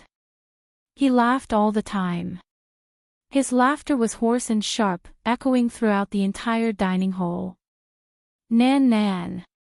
Luo Shuqing, who had just been intimidated by the inexplicable power, finally broke free. She flipped over the chair and threw herself over. She hugged Luo Nan, who was still in a bent posture, and spoke incoherently. Are you okay? What did he say? That bastard. Are you okay? What did he say? Luo Nan didn't say anything. Up ahead, Yan Yongbo walked very quickly, pulling open the distance between him and the group of people from the construction society. Finally, his laughter stopped, and his face quickly returned to its usual cold and solemn state. Lawyer Zhu. Lawyer Zhu had to jog the entire way in order to keep up. It was inevitable that his elite style of calmness was a bit scattered. But he had no choice but to run. He had been scared stiff by Yan Yongbo's previous performance. He had never thought that this big financial backer of his, who had always maintained a calm appearance, would actually have such a crazed core. He gasped for breath and asked, Mr. Yan. Do you have any instructions? How is the school? The sudden change in topic and situation caused Lawyer Zhu to stare blankly. Luckily, this was his field of expertise, so he quickly replied, they basically agreed to speed up the process. If the bidding goes smoothly, why doesn't it go smoothly? Ha! Under the unreserved support of the Rainbow Fund. Come, Lawyer Zhu. Tell me where it doesn't go smoothly. Lawyer Zhu felt his legs go a bit soft. He unconsciously swallowed a mouthful of saliva and rushed to remedy the situation. After the bidding succeeds, the relevant procedures will be completed within half a month. Are there any other obstructions? Right now he's mainly in the society. That one just now. I'm talking about Luo Nan. Lawyer Zhu glanced at Yan Yongbo's face from the corner of his eyes as he spoke. Seeing that Yan Yongbo didn't have any special reaction, Lawyer Zhu continued to speak. Luo Nan is a member of the society. He doesn't have the right to make decisions, but he does have the right to request for reconsideration. In other words, he can go through questioning a certain part of the procedure to drag things out for a period of time. Of course, this doesn't affect the overall situation. We can advance forward together. Oh! Yan Yongbo suddenly turned around and grabbed his collar in a rude manner. He stared at him and said, Lawyer Zhu, do you know what the big picture is? Lawyer Zhu was scared silly and shook his head vigorously. Do you know how many earthquakes have occurred in Xia City over the past 10 days? He continued to shake his head. It's been 15 times. If you don't even know this, how can you talk about the big picture? Lawyer Zhu had already been thoroughly confused by Yan Yongbo's logic. Fortunately, Yan Yongbo released his grip and sighed. Sorry, I'm a little excited. Help me think, what should I do now? Right now, my mind is filled with kill, kill, kill. Isn't this not too good? Chapter 98. I came back too late today. The second chapter will be finished in the wee hours of the morning. I might as well put it on tomorrow morning. Everyone doesn't have to stay up to wait. It's equivalent to tomorrow's third chapter. Also, there was an error in the chapter numbering. It has been corrected. Because of their pause, Lang Ding and the others also caught up. Yan Yongbo didn't pay them any attention, only using a very serious expression to stare at Lawyer Zhu, hoping to get an answer. Lawyer Zhu's legs were really weak. His heart was already bursting with regret and fear. Now, he was more certain than ever that Yan Yongbo wasn't a normal person from the very core. Yan Yongbo wasn't normal, but Lawyer Zhu believed himself to be very normal. How could he possibly speak of this kind of kill kill kill matter in front of others? He just wanted to block Yan Yongbo's mouth and stop him from spitting out those murderous words. For this, he desperately squeezed his brain tissue and tried hard to form words. Mr. Yan, perhaps we can use another method. If we want to circumvent his right to review, the best way is to terminate his membership in the club. Yes, I know this is impossible, but there is an alternative. Yes, there is another way. Under pressure, people's potential was indeed limitless. Lawyer Zhu's brain really did jump out with a brand new train of thought. Yes, we can make him withdraw. We just need to prove that Luo Nan has some kind of direct interest relationship with this auction. Then we just need to hold a hearing and I can shut him up forever. At this time, Lang Ding and the others had already formed a circle, blocking most of the corridor. He wanted to greet him, but Yan Yongbo didn't even bother to look him in the eye. Instead, he was quite interested in Lawyer Zhu's words. Benefits. For example, we can question whether or not Luo Nan had a secret agreement with the Mystic Arts Research Society beforehand. After all, the timing of his entry into the society is too coincidental. We can completely make an issue out of this. Yan Yongbo nodded slightly. Very good, but how do we prove it? No, Mr. Yan, I'm just making an analogy. Lawyer Zhu finally regained his confidence in his professional field. His voice became a bit louder. We can completely adopt a more proactive method. In fact, I think that the transfer intention that you mentioned just now is a very good entry point. I don't really understand the situation inside, it seems to be related to some patents. Yan Yongbo's expression did not change. He nodded slightly. More or less. Luo Nan is the direct descendant of the victim. The legal heir. That's right, that's his grandfather. Then, if you don't mind, you can use your private identity to fight a lawsuit with them.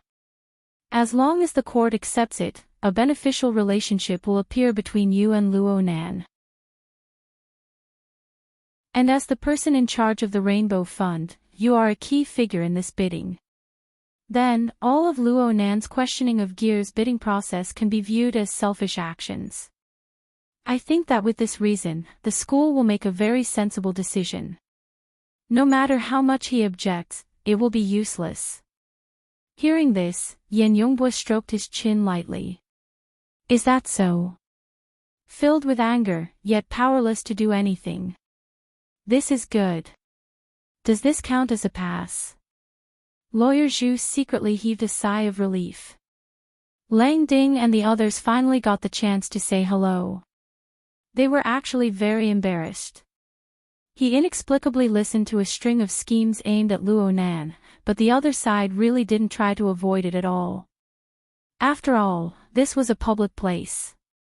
Many people in the restaurant were looking over because of the previous incident. There were also people going in and out of the private rooms along the corridor, casting curious glances at them. Not too far away, there was a big guy who was nearly 2 meters tall. His face was flushed from being drunk. He leaned against the wall and looked over in a daze. He probably guessed that with his size, he would bump into him if he walked over. But Yan Yongbo really didn't care. He was very calm right now. "I'm very sorry for what happened just now. It involved some personal grudges.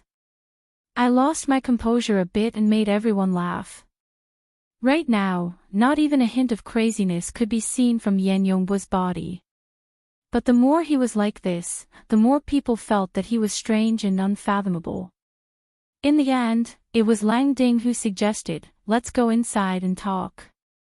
We need to drink a few cups in a bit to welcome Teacher Yan." No matter what they thought in their hearts, everyone nodded in agreement. The group of people immediately surrounded Yan Yongbo and entered the private room. The atmosphere seemed to be quite enthusiastic. In comparison, Luo Nan's family, who were still in the lobby, were in a more difficult time. This was because of what had happened before and Luo Shuqing's nearly uncontrollable emotions. Many people raised their eyebrows. The lobby manager also came over to ask if they needed any help. He probably felt that Luo Nan's family was in a weak position in the conflict just now. Luo Shuqing was just about to call the police, but her husband stopped her. She suppressed her uncontrollable emotions with great difficulty. Luo Shuqing felt that she shouldn't say anything right now. She should immediately go home. No, she should go to the hospital. Luo Nan's current state was far too worrying. His head was lowered from beginning to end, not saying a single word. Based on Luo Shuqing's understanding of children, she felt that Luo Nan's entire being was in an extremely gloomy state. His emotions were suppressed, and it seemed that he would explode at any moment. What she was most worried about was, would this sort of stimulation affect Luo Nan's mind? Right when Luo Shuqing was fidgeting restlessly, Luo Nan opened his mouth and said, "I'm hungry." Then he picked up his chopsticks and began to eat the food that had been placed on the dining table. This wasn't a very polite action, but it more or less displayed a rational attitude. Luo Shuqing and Mo Haiheng glanced at each other. They didn't have any intentions of defying Luo Nan. They ate silently as well. No one was able to taste the food. Even the most ignorant Mo Ping didn't have the mood to play games. He looked at this and looked at that, his fat face wrinkling. The dinner ended hastily, and the family took a car home. Luo Shuqing's emotions, which she had been suppressing in public, completely erupted in the car within the privacy of her own home, despicable and shameless mad dogs. They've been restrained in Quantum Corporation for 5 years, and this father and son are biting anyone they see. This was the first time in Mo Peng's life that he had seen his mother use profanity. He was truly stupefied as he watched. Luo Shuqing wanted to say more, but Mo Haiheng spoke in a low voice, "He's asleep." Luo Shuqing was slightly stunned. She leaned forward slightly and looked at the front passenger seat. Luo Nan was leaning against the back of the seat, sleeping. She suppressed all the words she had in her stomach. Luo Nan's reaction was abnormal no matter how she looked at it. The husband and wife looked at each other once more. They could see the worry in each other's eyes. Luo Nan could only apologize to his aunt and uncle for their worry.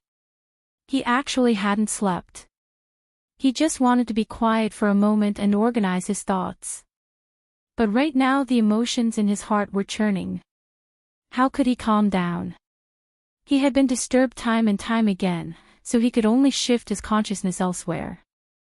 The second-level interface of the drawing software opened up on his retina through the external neuron. The interface here clearly had a subtle corresponding relationship with his mental plane. The turbid river water surged with waves, forming a whirlpool of its own. It was as if the whirlpool was a clear indication of his fluctuating emotions. Thousands of playing cards floated along with the whirlpool, forming a chaotic mess. Only the three believers in the format pyramid remained relatively stable. Luo Nan's gaze cut past Xie Junping and Cat Eyes. It didn't stop there. In the end, it fell upon the Wraith sign on the technician level. Chapter 99. The red light signified that the Wraith sign was devouring. In reality, it was devouring Luo Nan's restless and violent fury. The Wraith sign was born from devouring the negative emotions of the human heart. It was restricted by the heavily chained crow here, so it was impossible for it to harm Luo Nan's vital energy. But when such intense emotions squeezed in, it was tantamount to releasing a layer of restriction. As the red light gradually flourished, the Wraith sign sprayed out thousands of lines. It was similar to Luo Nan's sketches, but it was 10 times faster. In an instant, a complex and malevolent structure was constructed. 6 eyes lined up, each with a different color. 8 claws extended to the side, merging with the human body. Such a demonic and ugly image was the human-faced arachnid. When this image was completed, Luo Nan's restlessness on the mental plane had already reached the point where it was ready to gush out. Within the format pyramid, the human-faced arachnid prepared to pounce, and Luo Nan's mind leaped. In an instant, the world changed. Luo Nan's consciousness suddenly separated from the car. His mental senses broke free from the shackles and expanded to the limit in all directions. Luo Nan's soul left his body at this moment. The SUV carrying his main body drove off into the distance. Only his soul remained here, occupying an empty plane. Luo Nan didn't feel lonely at all. This was because the range of his mental senses instantly increased explosively by 100 times, 1,000 times, the splendidly lit metropolis, the crisscrossing and speeding stream of cars, the entangled and restless living beings. An inconceivable scene was formed in this moment, smashing into Luo Nan's mind. Roar! Luo Nan cast off all his worries, restraints, and burdens. He ignored the inherent logic of the bustling metropolis and the multitude of living beings. He only responded to the most direct and violent emotions in his heart. He faced the sky and roared. The heavily chained crow rattled and trembled on his soul body, swimming endlessly. And at the front of the chain, the malevolent and ugly human-faced arachnid felt Luo Nan's violent emotions. It faced the sky and roared in response. The two forces interweaved together, forming a surging psychic wave that rapidly spread in all directions. The majestic metropolis seemed to be slightly stifled at this moment. Then it returned to its established routine, as if it wasn't affected at all. On the contrary, the hundreds of crows that had already entered their nests flew up in fright. They attracted the attention of the nearby residents and passers-by, bringing a bit of restless emotions. This kind of intelligent bird seemed to have a spiritual sense that was difficult for ordinary people to reach. It felt the impact of the restlessness in the air and found it difficult to stay in its nest. Luo Nan calmed down after venting out his soul howl. At the very least, he could still think logically. In the soul state, without the stimulation of various hormones, the influence of emotions was reduced. He could ignore Yan Yongbu's deep malice, and he could grit his teeth and forget the mockery and humiliation that pierced his bottom line. He could only grab the last bit of valuable information from the turbid currents that blocked his rationality. He saw me as a fetus. When the wilderness laboratory was in turmoil, he was there, and he was still on our side. But at that time, it was only 2 years after Yan Hong's report and shameless plagiarism. The continuous stripping of veins brought Luo Nan a bit closer to the truth of the past. Luo Yuandao's research in the wilderness could be divided into 3 stages. After the Third World War until the mid-60s, he traveled all over the world without a fixed residence. Then came the most stable scientific research period, which lasted until the end of the 1970s. In the past 15 years, it was also the most fruitful period. Starting from the year 79, his grandfather had mental problems, and the laboratory was in turmoil. Bo Qingwen died, and the entire research work came to a halt. The entire family returned to the city. Based on Yan Yongbo's approximate age, it was very likely that he joined at the end of the scientific research period or before the period of turmoil. This was a very delicate point. He should have been preparing back then. Then Yan Yongbo must be someone in the know. Perhaps he was a participant. He must be. Yan Hong's whereabouts were unknown, but his son had come out. Could his father be far away? Luo Nan's soul was submerged in the lights of the city, but there was an indescribable throbbing emotion in his heart that gradually became clear, so I still have a chance for revenge. The aerial struggle for honor was destined to be a dull and tedious path. But Luo Nan had no other choice before tonight. But now the situation was different. Luo Nan suddenly laughed in spite of himself. This was a pure joy of the mind, but it also had a subtle connection with his main body. Though his main body had gone far away with the SUV, and the distance was already over 10 kilometers, there was always a thread of spiritual response that remained. As long as this response continued, he would not reach his limits. He would even be able to realize some small interactions. This information did not come out of thin air. Luo Nan looked at the human-faced arachnid that was controlled by the chains. This vicious and ugly Darksider life form maintained its usual obedience, but there was an unending stream of energy that carried some information that was transmitted over. This information was combined with Luo Nan's own experiences, allowing Luo Nan to come to a new conclusion. Luo Nan gradually understood in his mind that it was originally impossible for him to achieve the out-of-body state at his current level. Forcefully doing it would probably result in his soul flying away and scattering. He was only able to maintain it due to the assistance of the human-faced arachnid and the blood transfusion. But in the end, it was the heavily chained crow of the self-format that subdued this Darksider life form. Only then was he able to realize this marvelous arrangement. This form was just like in the legends. They used the power of evil to summon and enslave demons and ghosts. This caused Luo Nan to have an epiphany in his mind. The self-format manifested itself as control. It was very stupid to use one's own strength to fight. The most correct choice was to unearth the abilities and power of the human-faced arachnid, a summoned creature. Unfortunately, he only had one summoned creature right now. It was the human-faced arachnid avatar formed from the Wraith sign. Its abilities were powerful, but it was hard to display it in the open. But right now, he could only make do with it. Luo Nan's mind stabilized. His soul body floated down onto the back of the human-faced arachnid. The lich beneath him leaped up noiselessly. It locked onto a direction and directly leaped into the void. A distance of over 100 meters was traversed in a single flash. This was much more powerful than when he was on the warship.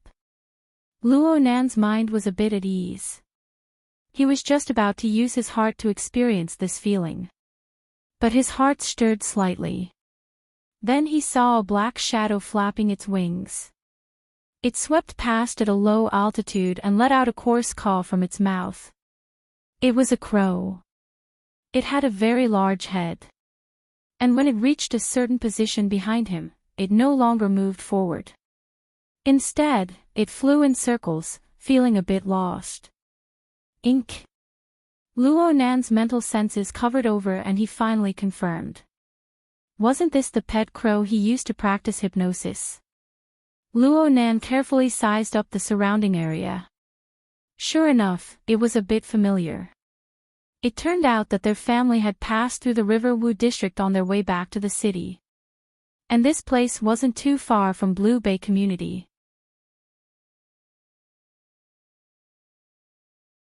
Chapter 100. It was said that the intelligence of Crow surpassed that of a 7-year-old child. He didn't know if it was because of Ink's innate talent or the effect of hypnosis, but Ink's intelligence was clearly higher than others of its kind, and its intuition was also better. It circled a few times, but it was unable to see the silhouette of Luo Nan. It folded its wings and landed on a protruding area of the outer wall of a skyscraper. It looked all around, and it scratched and hissed. It was clearly using its usual method to arouse Luo Nan's attention. Right now, Luo Nan's soul body was no more than 700 meters away. His heart stirred slightly when he saw Ink act like this.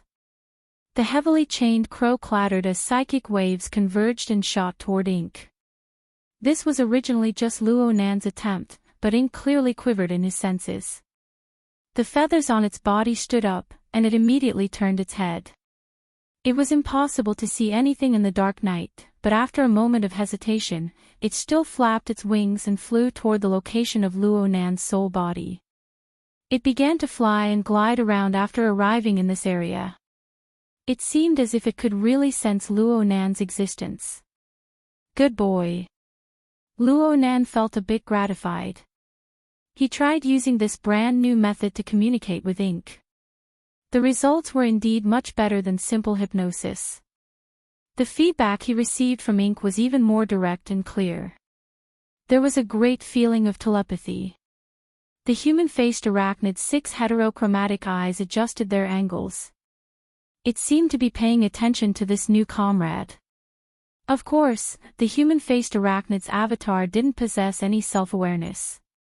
This was just a two-way connection that originated from Luo Nan. Luo Nan felt that he was like a wizard of the ancient era. The heavily chained crow was his artifact. It was like a giant python coiled around his soul body. The human-faced arachnid was a demon that he summoned. The crow was a spirit bird that he tamed. His power was displayed through this method. Time was of the essence. Luo Nan could not waste too much time because of Ink. Right when he was about to have Ink return, a subtle stimulus was transmitted back to him from his main body. Luo Nan was stupefied for a moment, but he soon discerned that the stimulus came from the Hexier.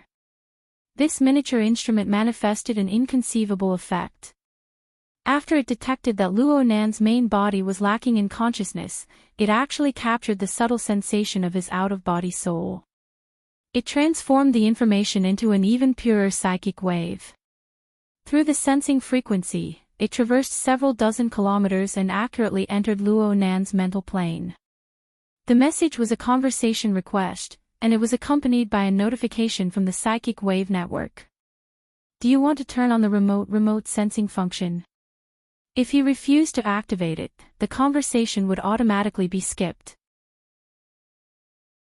It was equivalent to the owner being in a deep sleep state. What an incredible invention. Luo Nan couldn't help but pay his respects to the legendary President Ouyang. Without a doubt, the inventor must have fully considered the situation of the out-of-body experience to design such a function. Just from this point of view, what Octopus had described in the afternoon regarding President Ouyang's superb attainments in the field of mental enhancement was very reasonable. Luo Nan pondered for a moment, then chose to open the call. This was because he saw that the one who requested the call was actually Cragburst.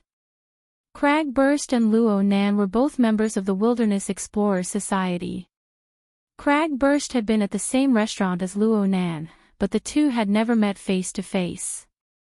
Luo Nan reckoned that Cragburst probably wanted to pull him together for a get-together or something like that. Luo Nan didn't have such thoughts right now, but he wanted to confirm the situation over at the restaurant with Cragburst. As the remote sensing function was activated, the information from both sides collided in the night sky through the guidance of psychic waves. Luo Nan, who was in his soul-body state, was inexplicably a bit absent-minded. This was a completely different experience compared to his normal state of communication. Cragburst's thick voice rang out in the instant Luo Nan's mind wandered. It looked like he was someone who habitually used the Hexier as a phone. Mr. Luo, you left? Luo Nan was baffled as to why Cragburst was so sure. Could it be that Cragburst ran to the hall to find him? He paused for a moment before replying with a lie that wasn't a lie. Yeah, I'm with my family. Cragburst let out a laugh. You really left just like that? You're so boring. You're not even going to get your face back. It's a shame that I drank less alcohol to come find you. Luo Nan was speechless for a time. Sure enough, good things don't go out, but bad things travel 1,000 miles. If things continued at this pace, his embarrassing appearance in the restaurant would soon spread throughout the society. Cragburst was a wonderful person. His thinking was very straightforward. He probably felt that Luo Nan had lost face and wanted to get it back. It looked like he was very happy to participate. Unfortunately, Luo Nan's current state made it hard for him to directly borrow Cragburst's strength. Wait a minute. Luo Nan stared at Ink, who was leisurely circling in the air. A thought suddenly appeared in his mind. Is your party over? I'm not drinking anymore. Of course we're disbanding. Ha! What do you want? Cragburst clearly wanted the world to be in chaos. In the past, Luo Nan would have had a headache dealing with this sort of person. But right now, this was exactly what he wanted. I still need some time before I can get there. Have they left yet? It seems they're progressing quite quickly. If you're a bit late, then you won't have any hope. Holy crap. They're out. Even a working meal isn't this fast. Did the negotiations between the Rainbow Fund and the Construction Society go smoothly, or did they part on bad terms? Luo Nan was disinclined to think about it. He looked at Ink once more and spoke to Cragburst. Help me keep an eye on them. Share your location and keep in contact. I'll hurry over and meet up with you. Stalking them, right? That's not a problem. But are you sure you can make it over in time? You don't need me to help you intercept them or something? Not for now. Okay then. Let me know if you need me. My Tiger Burst hasn't made a profit since I bought it. Thanks a lot. Luo Nan didn't say anything more to this big guy who insisted on joining in on the fun. He hung up and gazed at Ink in the sky once more. Ink seemed to feel Luo Nan's gaze as it let out 2 rough squawks. Its plume feathers trembled and it glided more and more cheerfully within the multicolored haze of light. The heavily chained crow's swimming speed above Luo Nan's soul body increased. The human-faced arachnid beneath Luo Nan also felt this change. It raised its bewitching and ugly head and its 6 eyes flickered. It let out a hiss that only existed on the mental plane. Xia City didn't have a true night. All sorts of neon lights built a mottled sky that belonged exclusively to this moment. It was mixed with the rhythm of a carnival that existed everywhere. It seeped into the hearts of every single person who was still wandering outside. Cragburst opened the car window and let the manic heavy metal music spray wantonly. It was accompanied by surging musical phrases as he roared loudly. He completely ignored the gazes cast by the stream of cars outside. Smash your chest open and embrace the gentleness of blood. Oh, oh, oh, oh. Probably no one would think that this fellow was doing stalking work. Cragburst didn't have this sort of self-awareness. From his perspective, as long as he ensured that the target car in front of him didn't leave his field of vision, then everything would be fine. Tear my throat apart. Kiss. Holy crap. A crow that could be described as brave and fierce flitted across the hood of his car. It scraped the front window and leaped over the roof of his car. It was admittedly thrilling and exciting, but it completely disrupted the rhythm of his music. For this reason, he extended his hand out the window and pointed his middle finger to the sky. Hurry up and smash your head to death. Experience my wrath. Oh, oh, oh, oh. At this time, the Hexier transmitted a message. It was Luo Nan, keep up the speed. I'm coming. Chapter 101. Cragburst stared blankly as a sturdy crow charged in from outside the car window. The crow bumped into the thick leather of the seat, then fell down and landed on the back seat. The two feathers that had fallen were blown out of the window by the strong wind that was blowing in and out of the carriage. But in the end, this uninvited guest stayed. "Mr. Luo." "Yes, it's me." The crow straightened its body and cawed twice. The sound was coarse and unpleasant to the ears, but it surprisingly matched the heavy metal roaring in the car. Of course, the real way to respond was through the hex ear. Cragburst never would have thought that the so-called "I'm coming" would be this kind of situation. For a moment, he forgot that the crow's sharp claws had already scratched the surface of the genuine leather seat. He widened his eyes and looked up and down several times. Spiritually enhanced people have so many tricks up their sleeves. What is this, a summoner? You share senses with this bird? Yes, that's about it. Since Cragburst had spoken like this, Luo Nan took advantage of the situation to admit it. This was to avoid looking for other reasons that would make his story full of flaws. Yo, looks like a lot of people have underestimated you. To be able to attach oneself to a flexible object and share one's senses is a brilliant move of the soul sense division. Without the corresponding talent, even an awakened would find it hard to do it beautifully. It's just too wretched.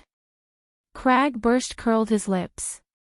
He was a muscle-oriented person, so he wasn't too fond of cloning and incarnation techniques. However, the other party hadn't awakened yet, and he was a toothpick guy, who was seriously biased towards other subjects. It was already quite good that he could use such a method. In particular, his attitude of seeking revenge for the smallest grievance and never letting a grudge rest overnight was even more praiseworthy. At this moment, Ink jumped twice on the leather seat and spread its wings to fly again. The Tigerburst was a military-modified off-road vehicle. The interior of the vehicle was extremely spacious. Otherwise, it wouldn't have been able to fit a big fellow like Cragburst.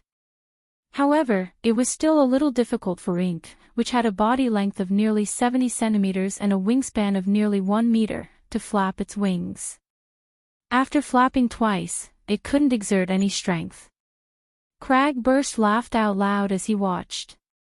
He directly extended his hand, grabbed Ink, and placed it on the control panel. Here, the view is the best. Did you see that? There are 2 cars in front, the blue MPV. Ink's sharp toes gripped the edge of the dashboard, and it stood very steadily. Its black eyes stared at the target car in front of it with great concentration. What do you think? Do you want to do it? Cragburst had always wanted to play big. No. I don't need it for now. Luo Nan responded simply. Cragburst was a bit disappointed. It wasn't a good time to roar his songs right now. On the contrary, he was bored, so he casually chatted. I originally thought you were going to ask Vice Chairman He for help. You even wanted to pull Zhou Hu along when you left. You actually didn't contact him. Why Sister He? Luo Nan was a bit speechless. Could it be that he gave people the feeling that he was the type to go find his parents after getting beaten up? Well, He Yuan wasn't his parent either. On the contrary, this woman, who came from the military, had a typical business-like personality. Using her own personal matters to ask for help would only make people look down on her. This is my personal matter, I shouldn't let others handle it. Brother Cragburst, many thanks for helping to keep watch for so long. Leave the rest to me. What? You're going to kick me just like that? Cragburst wasn't happy. It looks like you're not going to make a move tonight. Yeah. It involves a complicated case from over 10 years ago. I want to understand it in depth. It's mainly to investigate. Cragburst still didn't give up, are you sure? You're a bird, and it took a lot of effort to fly over here. Can you keep up? The flying speed of a bald crow was considered normal among birds. Even though Ink had been nurtured by Luo Nan and its body had grown, its speed was only around 70 kilometers per hour. It really wasn't possible to keep up with Ink in a situation where the traffic was smooth and there wasn't any congestion. The problem was that Luo Nan never expected Ink to be able to do it. He had Ink come over and appear in front of Crag Burst just to find a reason to cover up. True reconnaissance still needed to rely on something else. Luo Nan's soul body was floating in the air above the traffic layer while he was chatting with Crag Burst. He avoided close contact with an awakened like Crag Burst and advanced in sync with the flow of traffic. The range of his senses exceeded 500 meters. The target's blue van was already covered within. 2 rounds of penetrating scanning had already been carried out. However, this low-key blue van's outer shell material seemed to be quite extraordinary. A certain amount of interference would appear every time the vehicle was scanned. It made it very hard to determine the number of people inside and the location. Luo Nan's heart grew vigilant after 2 unsuccessful attempts. Everything went quite smoothly before, but it seemed that his reconnaissance was a bit too direct. And at this moment, the alarm device within the van was triggered. There was no sound, but a glaring red light shone. The dark-skinned bodyguard in the driver's seat had a penetrating gaze. His gaze swept outside the window. Darksider life form. Yan Yongbua, who had been resting with his eyes closed, slowly opened his eyes. But the alarm lights suddenly extinguished at this time. Yan Yongbua couldn't help muttering, could it be that we've passed through the domain of a human-faced arachnid? Or is there an out-of-body mental traversing expert paying attention to us? We've been tailed. The dark-skinned bodyguard suddenly spoke. The projector turned on at this time, displaying a real-time satellite image of the surrounding area. The car's AI combined this image with the automatic recording content of the van. It quickly analyzed and marked out a few suspicious targets. The targets with the highest probability were circled in an eye-catching red frame. It was an eye-catching and domineering military-modified Tiger Burst SUV. Its volume was like that of a small armored vehicle. It had a rough 4-wheeled structure that could truly gallop through the wilderness. It seemed out of place in the bustling metropolis. This car has been following us ever since we left the restaurant. And the monitoring system shows that the words blue van were mentioned. The military. This sort of arrogant tailing method really did seem like the method of some arrogant soldier or valiant general. However, when Yan Yongbua squinted his eyes to look carefully, he was able to capture a sturdy crow beneath the car's window through the high-resolution image. Clearly, this wasn't some sort of decoration. Interesting. Investigate the details. Oh, hold on. We're in the Riverwu district right now. Yes. Then let's use a different method. Yan Yongbua slowly rubbed his fingers. Then he pulled outwards lightly. Inexplicably, a fine soft needle was pulled out from the skin and flesh of his fingertip. The scene was bizarre beyond compare. The soft needle was as thick as a strand of hair. It was only around 5 centimeters long. One could see that it was made of metal. But in Yan Yongbua's hands, it looked like it was made of flour. He rubbed the soft needle twice in his hand. When he opened his hand again, the soft needle magically transformed into a metal beetle the size of a grain of rice. Yan Yongbua opened the window and flicked the beetle out of the car with a flick of his finger. Tell Jack that it's time to upgrade the hardware. If he wants to obtain the top-notch configuration, then he needs to work harder. Look in the junk of that car. Chapter 102. Let's continue. I'll be your driver for free today. You can treat me later, or you can tell my fortune or something. Can psychics tell fortunes? Telling the location of an enemy. Asking for the location of a goddess. This is also changing fate. Why isn't it called fortune-telling? Crag burst grinned in laughter. He looked down the car window and saw Ink's earnest appearance. He couldn't help but reach out to pinch Ink's neck, Hey, do you feel like you're being petted on the head? Luo Nan wouldn't tell him that ink was just a cover to coax him. He simply replied, "Stop messing around." Ha! Luo Nan's all-encompassing mental senses were inexplicably touched. The window of the blue MPV in front had clearly opened up a crack. It was as if something was ejecting out. It was extremely small and its speed was very fast. It collided with the car behind it in practically an instant. Then the senses were interrupted. The Tiger Burst Jeep and the blue MPV were separated by two cars. The senses were interrupted twice. When they reappeared, they were already on the hood of the Tiger Burst Jeep. Luo Nan's mental senses always had a resolution problem. This time was no exception. He could only faintly sense that it was a tiny beetle-like object. It seemed to have pierced through the two cars in the middle before pouncing onto the Tiger Burst Jeep. Then he completely lost his senses. At this time, all four windows of the Jeep rose up, forming a sealed space. Without the whistling of the wind outside, the rumbling of heavy metal was much more ear-piercing. Crag Burst was a bit startled. He snapped his fingers, opened the window. The voice control command was given, but the car's AI didn't respond at all.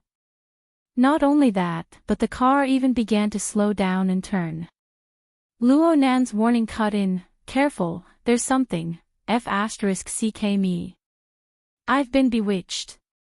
Crag Burst cursed at practically the same time, but he soon calmed down. In the next few seconds, he tried using hand control, voice control, and other methods, but it was useless. The windows couldn't be opened, the speed couldn't be changed, and even the stereo couldn't be adjusted. The car's AI firmly controlled the Tiger Burst Jeep. It turned into a downward trajectory, circling around the skyscraper, and spiraled down. "Is it a virus?" Crag Burst judged. "No, it's more like a mechanical bug." Luo Nan spoke of his observations. "In any case, someone is controlling it from a distance."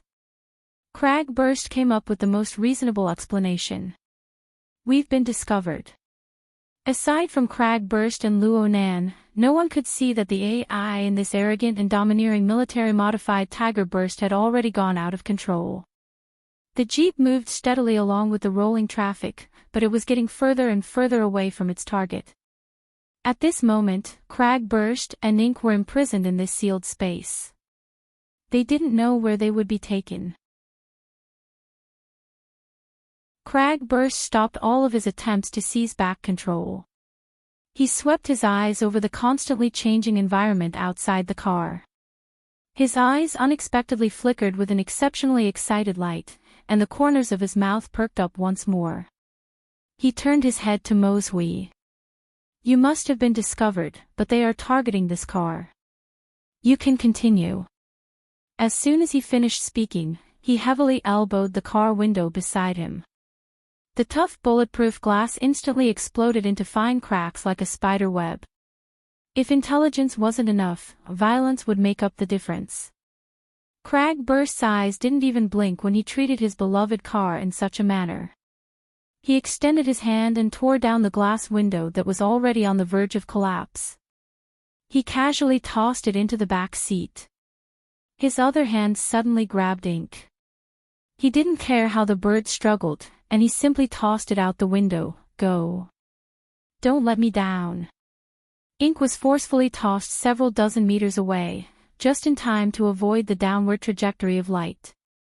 It spread its wings just in time to avoid the tragedy of smashing into the glass curtain wall of the building. Luo Nan shouted through the hex ear, "What the hell are you doing? I want to know what they're doing." Crag Burst laughed boldly. His bored attitude from before was completely swept away. "You go keep an eye on them first. Keep in touch. I want to see where they can take me." He extended his hand out from the broken window and waved. Then a hoarse and berserk roar rang out, "Smash your chest open. Embrace the gentleness of blood." Oh, Ink spiraled within the neon glowing mist. Luo Nan's soul body hovered motionlessly in the center of Ink's spiraling and fluttering axis. 2 seconds ago, the blue jeep carrying Yan Yongboi had left the range of his senses. Actually, if he really wanted to give chase, he could easily catch up to them with the speed of his soul body flying through space. However, so what if he caught up? The anti-reconnaissance equipment on the jeep raised Luo Nan's vigilance greatly. If he continued to forcefully chase after them, not only would he alert the enemy, but he would also expose his identity and abilities. Luo Nan's thoughts spun rapidly, and he made a decision in the blink of an eye. Crag Burst was clearly worth paying more attention to. Yan Yongboi had taken the initiative to help. Right now, the jeep had gone out of control and Luo Nan was in danger. Luo Nan would feel uneasy if he didn't help. Also, Luo Nan was quite concerned about that mechanical bug. Luo Nan's soul body suddenly descended, carrying Ink as it chased behind the Tiger Burst jeep. The Tiger Burst jeep maintained a stable speed, and its direction was the same from start to finish. The jeep continued to descend after changing tracks twice to switch traffic layers. The tyrannical body of the jeep continuously ran parallel to several low-altitude public transport vehicles. They intersected and plunged headfirst into the suddenly dimmed layer. The jeep passed through the dividing line between light and darkness. The clamor of the metropolis was suddenly separated by a layer in everyone's senses. Even the heavy metal vibrating within the jeep seemed to be rendered with a layer of irritation. The jeep's headlights cut through the outer walls of the surrounding buildings. The damaged outer walls, the messy graffiti, and some suspicious black and red colors converged together. The recycling layer, due to the phototaxis of living things, people would always yearn for areas with fresh air and sunlight. This was especially true in the bustling area of the city center. The skyscrapers were dense, and the low-altitude transportation network extended in all directions. The residents of the city would go up and down. Sometimes, they wouldn't truly set foot on the ground for several years. A low-altitude public transport 30 meters above the ground was already the limit for most people to descend. This was how the high-altitude race got their name. The problem was that Xiao City was an enormous city with a population of 200 million. It never had the qualifications to waste space. It was inevitable that there would be some people within the population of 200 million who had to survive in the dark and damp space of the lower levels.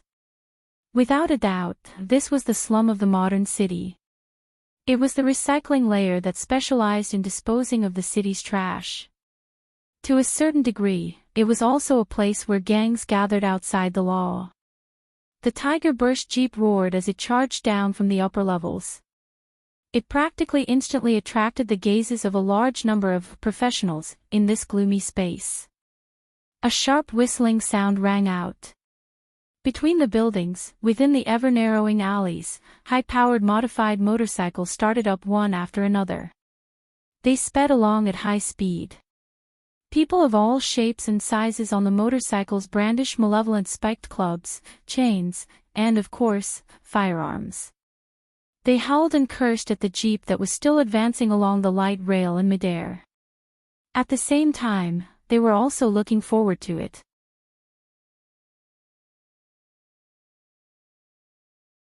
Chapter 103. The light rail ahead has been destroyed.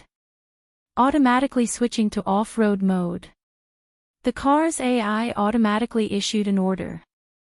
Several seconds later, the enormous Tiger Burst jeep slid down from the final port. Its 4 wheels landed on the ground, and it rolled over the primitive and shabby asphalt road as it continued forward. 20 to 30 people had already gathered together. They were the nearby gangs and motorcycle gang members. They cheered in unison. There were even more daring people who sped up and used their spikes to push against the side of the jeep. They sped up, leaving behind clear and distorted scratches on the jeep's body. And when they passed by the car window, they made a humiliating gesture towards Crag Burst. "You pig flaunting your wealth.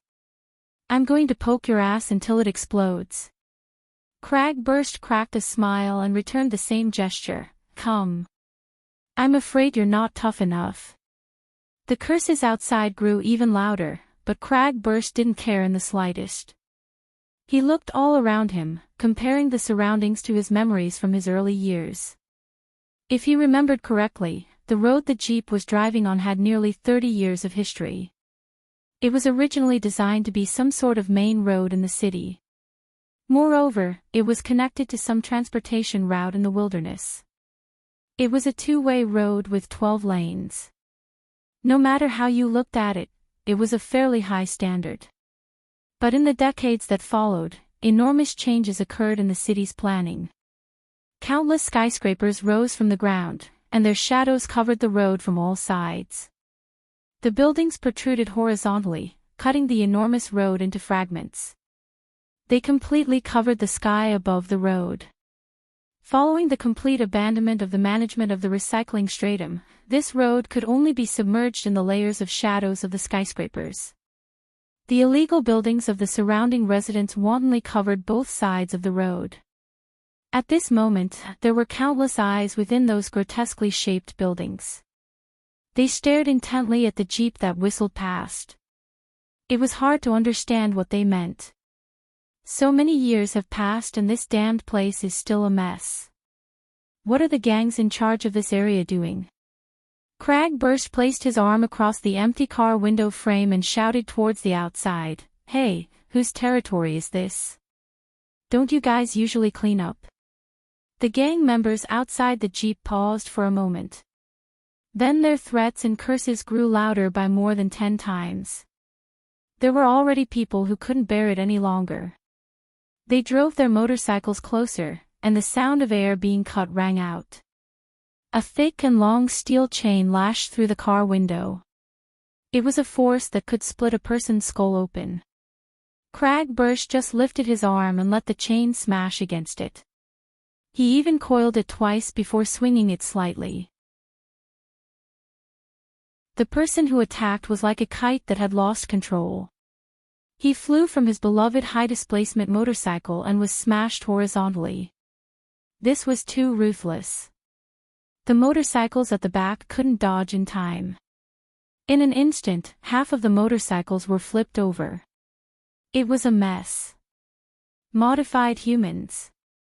No one knew who shouted this, but the motorcycles that accompanied them all the way dispersed. Some people had already braked and stopped on the spot, no longer following them. But at this moment, a motorcycle that was originally behind them sped up and soon ran alongside the off-road vehicle. The rider grinned maliciously at the car, raised the thick barrel with one hand, and pulled the trigger.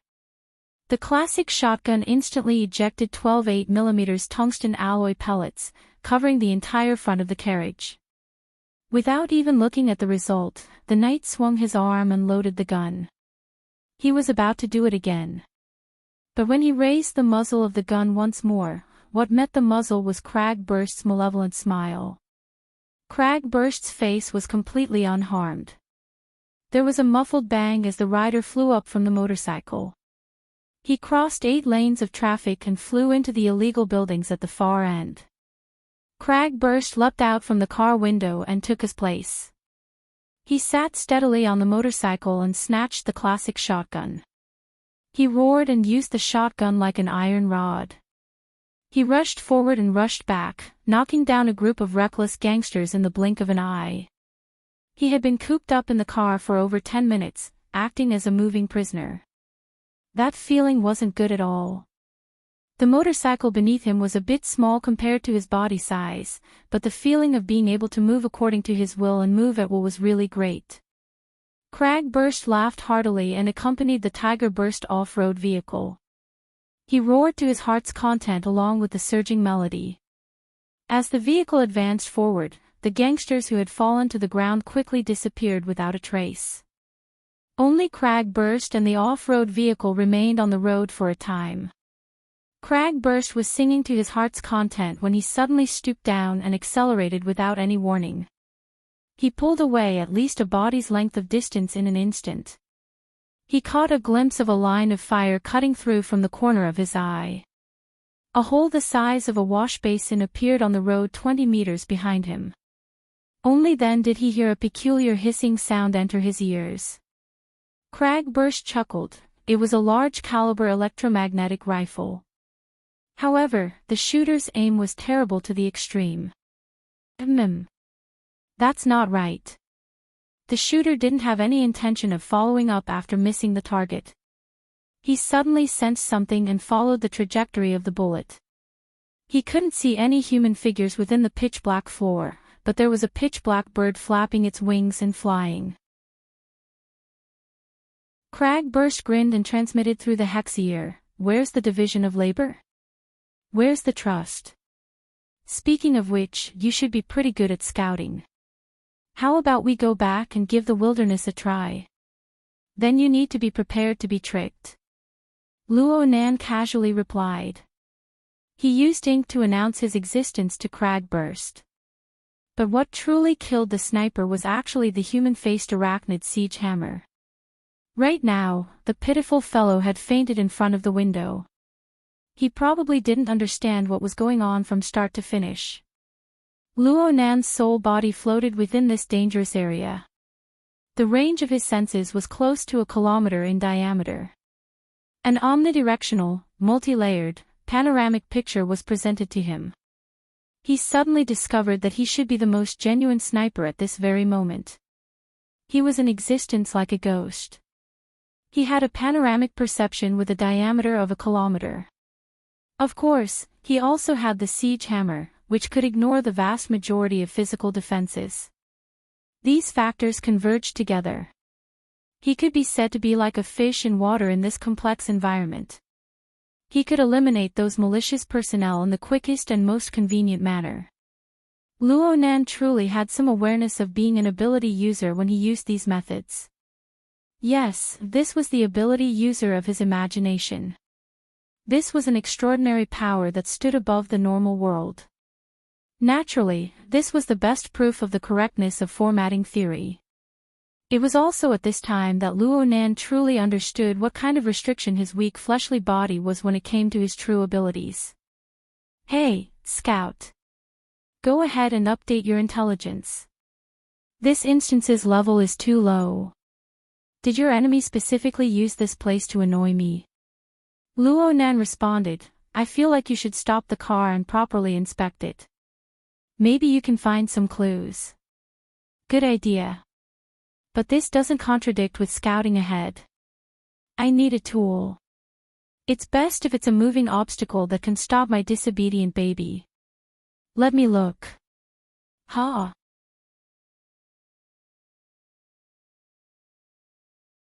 Chapter 104. Cragburst's military-modified Tiger Burst SUV was an extremely astonishing vehicle for personal transportation. It could run over the heads of ordinary private cars in its off-road mode. However, the big fellow that had just run into the range of Luo Nan's mental senses could completely replicate a similar scene onto the Tiger Burst SUV. 5 seconds after Luo Nan discovered it, the enormous shadow that slowly pressed over finally attracted Cragburst's attention. The enormous size of the shadow caused Cragburst, who had been wild and fearless the entire time, to gape subconsciously. He forgot to speak for a time. It was a super heavy road roller. It was over 5 meters tall, and its enormous body occupied 2 car lanes horizontally. It was completely the willful piling of industrial power. Just the vibrating wheels in front of it already exceeded the roof of the Tiger Burst SUV. Perhaps this big fellow was a large tool used in the construction of this main road back in the day. Its appearance was already extremely old. The driver's compartment was already missing its top, and its entire body was covered in grotesque graffiti. However, it had undergone certain modifications. Long and sharp blades were installed on both sides of the vibrating wheels. This allowed it to cover the width of over 4 car lanes. The weight of the vehicle was at least 50 tons. The already damaged asphalt road became even more tragic under the effect of the vibrating wheels as it drove past. Of course, the antique road roller's speed was very ordinary. It definitely didn't exceed 30 kilometers per hour. If the SUV were to turn around, it would be completely easy for this old fellow to eat the dust behind it. Or it could make a small detour and easily pass by it. But the problem was that the AI that controlled the SUV's movements didn't have any awareness that it was about to be smashed into pieces. It continued to maintain its original speed, direction, and route as it moved forward in a perfectly straight line. Hey! Hey! Cragburst did his best to wake his precious up, but it was destined to be futile. The distance between the two sides quickly became 300 meters. 200 meters. The Tiger Burst SUV contributed to the majority of the distance traveled, and it continued to do so. Luo Nan noticed that there were at least 5 gun-wielding personnel in the damaged compartment of the road roller other than the driver. They all raised their gun barrels and pointed them at Cragburst's position. 2 of them were electromagnetic rifles with astonishing destructive power. Only the heavens knew how these strictly controlled military firearms ended up here. Did the military also dispose of trash here? Out of the way. Luo Nan threw 2 siege hammers over as he warned Cragburst. The targets were precisely 2 gang members wielding electromagnetic rifles. One of them fell to the ground and fainted. But a bewitching red light suffused the eyes of the other person. He was actually completely unaffected. He quickly adjusted the muzzle of his gun, and flames exploded on it. The metal bullet carried a terrifying initial speed. It crossed a distance of several hundred meters in an instant, directly piercing through the location of Luo Nan's soul body. This shot did not touch anything substantial, but it truly gave Luo Nan a fright. The other party's spiritual sense was very sharp, and his judgment was very accurate. What was even more inconceivable was that he was immune to the siege hammer. Luo Nan had pierced through all of his material defenses, but it seemed that Luo Nan's attack aimed at the mental plane had missed. That gunshot had alarmed Cragburst. The other 3 firearms had already opened fire at this time. They were old-fashioned gunpowder weapons that were commonly seen in the black market. Their power was quite astonishing. Cragburst cursed loudly. The motorcycle suddenly sped up and swerved outwards, dodging the whistling rain of bullets. It narrowly brushed past the twisted blades of the road roller. Luo Nan was left behind. Cragburst let the motorcycle run away crookedly. Cragburst jumped up, and his strong body easily leapt over 4 meters into the air. He directly stepped onto the cockpit of the road roller and smashed it with a heavy fist. The driver was sent flying from the other side. Only now did the others adjust their muzzles. But no one was able to block Cragburst's fist. They fell from the road roller one after another. Cragburst instantly cleared the obstructions. Then he tried to control the big fellow beneath him to make it stop immediately. As long as it didn't move, Cragburst's beloved Tiger Burst Jeep wouldn't be smashed into smithereens even if it couldn't avoid a collision. The distance between the 2 vehicles was less than 50 meters at this time. A collision and a crushing would only take 2 or 3 seconds. Cragburst had operated this type of large-scale machine before. He felt that he could do it. But then Luo Nan's sharp warning sound penetrated the bottom of his heart in the form of psychic waves. Dodge. Luo Nan's lack of professionalism was completely exposed at this critical moment. Though he gave a warning, he didn't indicate the direction of danger. Cragburst needed to make his own judgment. Fortunately, Cragburst had ample experience. He was able to discern the degree of danger from Luo Nan's hasty attitude. He didn't hesitate at all and leaped out from the cockpit. He didn't even stop on the road roller, he just flipped over. A plump metal pineapple was tossed into the air at nearly the same time as his movements. It fell right into the cockpit. F***ck me. Cragburst was shocked when he saw this scene from the corner of his eyes. A grenade.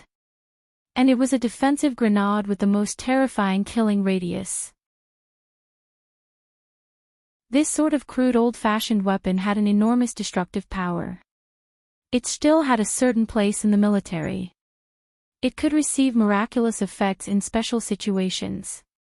The grenade was clearly pressed in someone's hand. The person had calculated the time to ignite it. It exploded with a bang while still in midair. Over 1,000 shrapnel were like a whistling storm, covering a vast space of 50 meters. With such an astonishing killing radius, even the gang members who had just fallen from the car were swept up. They screamed miserably. Cragburst wasn't known for his agility, but his mind worked quickly.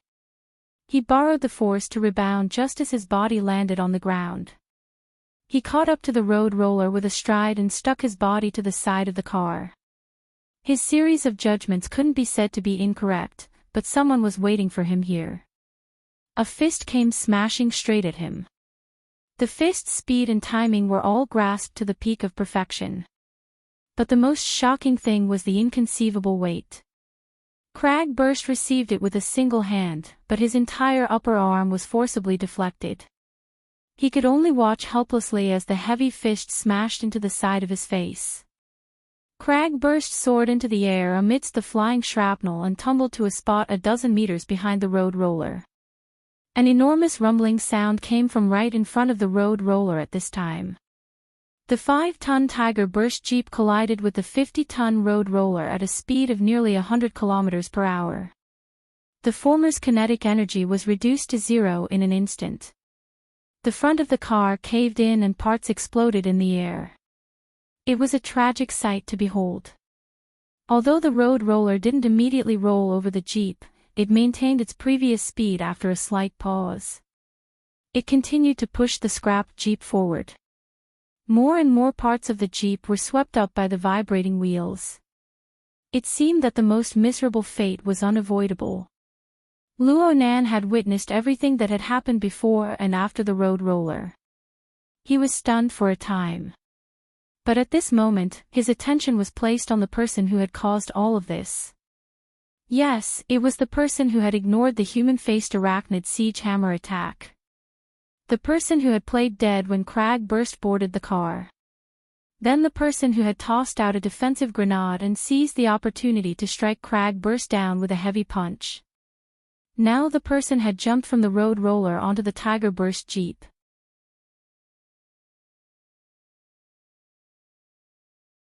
Chapter 105. Luo Nan was already able to clearly see the person's appearance.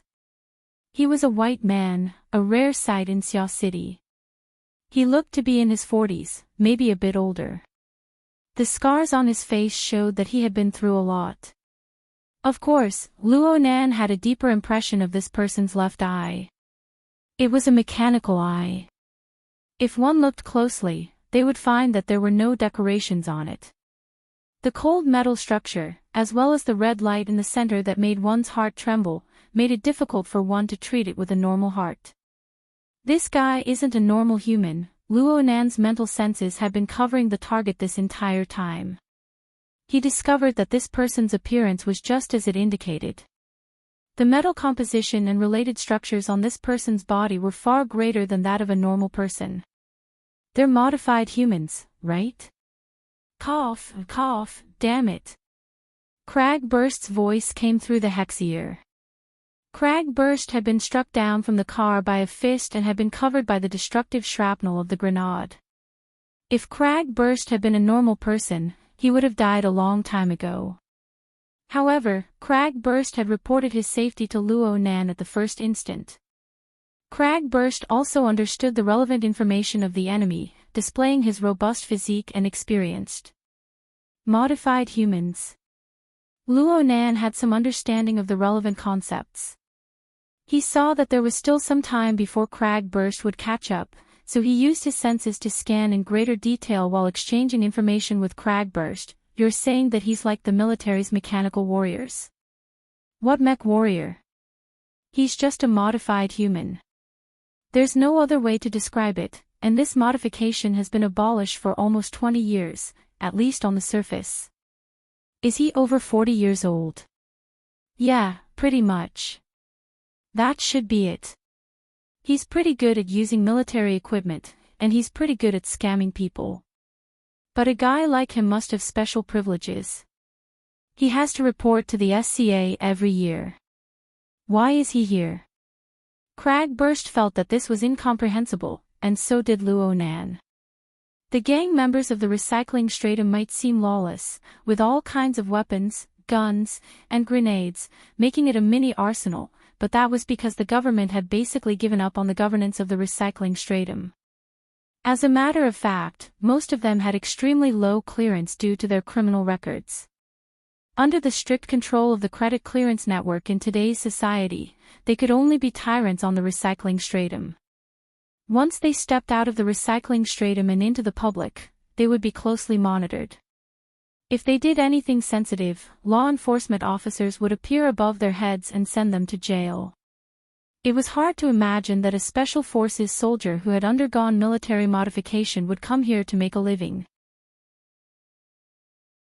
His special authority was as eye-catching as a lighthouse on the SCA's surveillance network.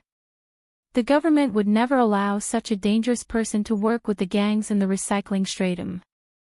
As for special situations like committing a monstrous crime, it would be more meaningful for them to escape into the wilderness instead of here. No matter what, this guy has angered me. I will have a good talk with him. Cragburst gnashed his teeth on the other side.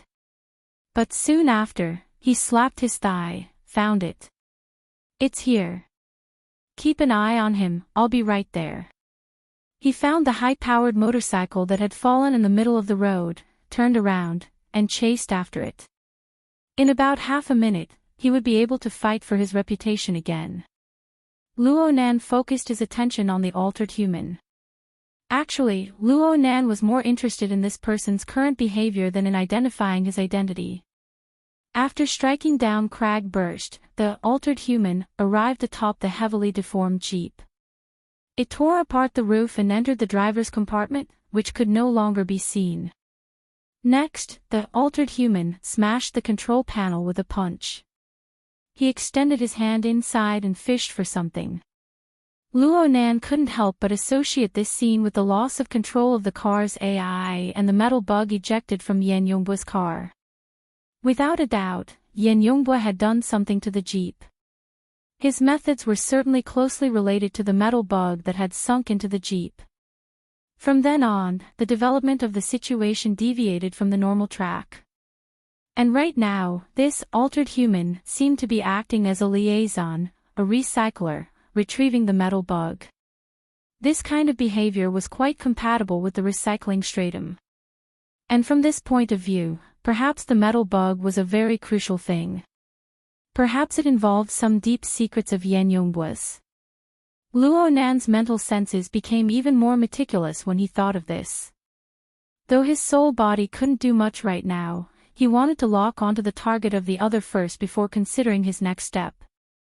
The altered human was certainly aware of his detection, just like how he had sensed the siege hammer. However, his thirst for his target clearly surpassed everything else. He just raised his head and shot a cold glance, but he didn't actually lock onto Luonan's position. He just continued to lower his head and search. Suddenly, the altered human's arm that had extended into the control panel paused for a moment. His cold and stiff face had a change, forming into a slightly sinister smile. Then he pulled his hand out. His fingertips were pinched with a metal bug the size of a grain of rice. It was motionless right now, more like a work of art than a tool. The altered human raised the metal bug before his eyes. It was like he was looking at a treasure, carefully sizing it up. The smile on his face deepened with every glance. The intensity of the red light in his mechanical eyes continued to grow. Luonan took advantage of the metal bug's appearance to use his mental senses to cut across its surface in an attempt to understand its internal structure. But he discovered that it wasn't easy to balance distance and precision at the same time. He was separated by a distance of over 100 meters, and the precision of his senses was at most on the millimeter level. It was already very difficult for him to analyze the interior of the jeep. Right when Luonan was considering whether or not he should get a bit closer, a high-powered motorcycle rumbled from behind the road roller. Soon, it circled around the reamer and ran alongside the deformed jeep. Cragburst gave a provocative gesture to the driver's seat atop the motorcycle. "Hey, come at me again if you have the guts. I'll let you use only one hand." The altered human's smile faintly faded. His ice-cold mechanical eyes cut to Cragburst's side, but he didn't immediately respond. Cragburst's provocation continued, but it was mixed with something else. Cragburst used to be from District 55 of the Coastal Garrison. "Give me your name. I'll burn incense for you later." The altered human's lips and teeth opened and closed slightly within the Jeep's driver's seat. He spoke for the first time, but the feeling was that he was mocking Cragburst. "A soldier, you're not." Cragburst discovered that there was a problem with his judgment, so there was no need for him to be polite. He was just about to exert his strength to leap and attack. But in the next moment, his opponent made an odd move. The altered human opened his mouth and stuck out his tongue. He placed the metal bug between his fingers on it, rolled it up, and sent this toy into his mouth. There was even a clear swallowing motion. He actually swallowed the metal bug.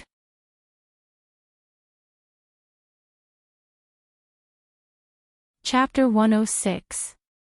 As soon as he finished speaking, Black Jack leaped up and jumped down from the other side of the cockpit.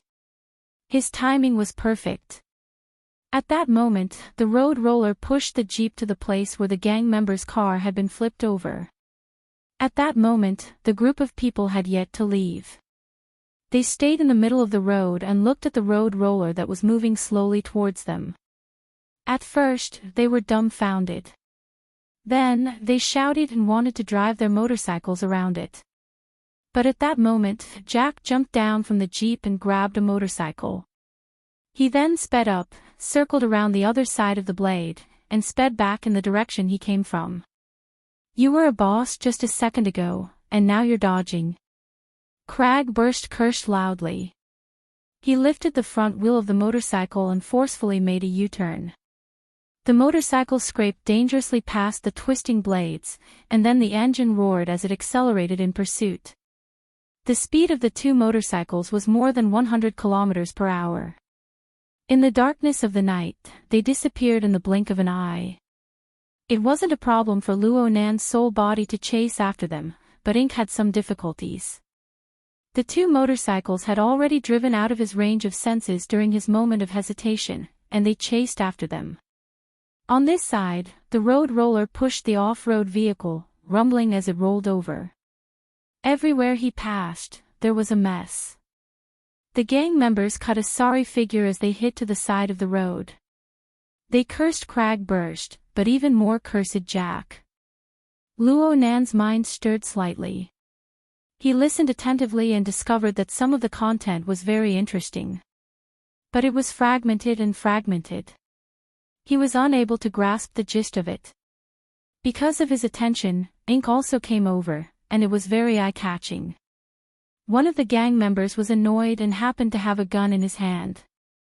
He raised his hand and was about to shoot, but in the blink of an eye, he fell to the ground like a wooden stake, unconscious. The gang members, who had been happily scolding him, were all stunned. They looked at their comrade who had suddenly fainted, then looked up in a daze. At this moment, Ink spiraled down and stopped on the eaves of an illegal building by the side of the road. It looked down at the group of weak chickens known as the gang. In the darkness, the black crows stared at you with their dark eyes. On the ground were their companions who had inexplicably fallen because they had offended them. Such a scene made the dozen or so members of the gang at the scene all weak in the knees. Crow continued to remain silent, and the more it was like this, the more anxious and uneasy it was. Luo Nan actually felt a bit awkward being by Ink's side. He didn't want to stare at each other like this. Gathering information was the most important thing right now. The problem was that Ink was a crow. How could it communicate with humans? It would be better if it was a parrot. He could see the benefits of the Hexier and the psychic wave network right now. Otherwise, he and Crag Burst wouldn't have been able to connect. Oh, psychic wave network. Luo Nan's train of thought jumped once more. If it was just a network connection, then the heavily chained crow within the format pyramid would also count. At this moment, there was an additional image of a crow in the format pyramid. It was ink, and it was on the second level, which was the staff level. Of course Luo Nan didn't understand bird language, but his communication with ink was telepathic. There were no obstructions at all. Even with the foundation of hypnosis, the smooth communication between the man and the bird was beyond common sense. If it could be done between humans and crows, what couldn't it be done between humans? Luo Nan made a decision as soon as his thoughts reached this point. First, he needed to establish a connection and use the heavily chained crow. But what value did these gang members have in absorbing them? Luo Nan was still a bit of a neat freak. He hesitated for a moment before his thoughts spun, perhaps he could use something else instead. The human-faced arachnid's gloomy, cold, and bizarre gaze swept across the group of gang members. Of course, none of the gang members were able to see the human-faced arachnid. But being targeted by that bizarre crow was enough to make them panic. The group of people were stuck between a rock and a hard place when the crow suddenly spread its wings and screeched. It was hoarse and unpleasant to listen to, causing everyone to shiver. More importantly, a weak yet inexplicably clear voice directly rang out in the depths of their minds at the same time this screech rang out. It coiled at the bottom of their hearts, I ask. You answer. Oh my God. Miserable and panic-stricken cries rang out. Some people turned around and ran.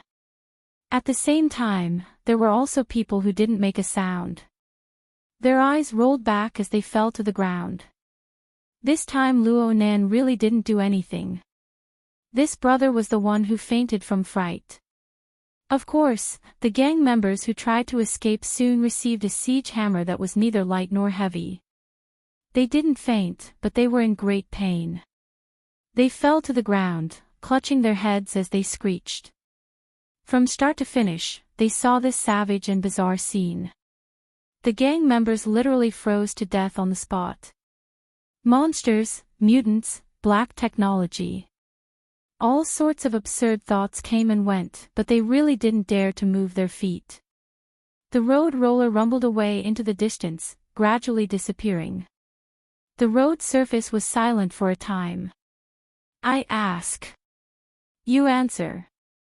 Luo Nan repeated his previous words.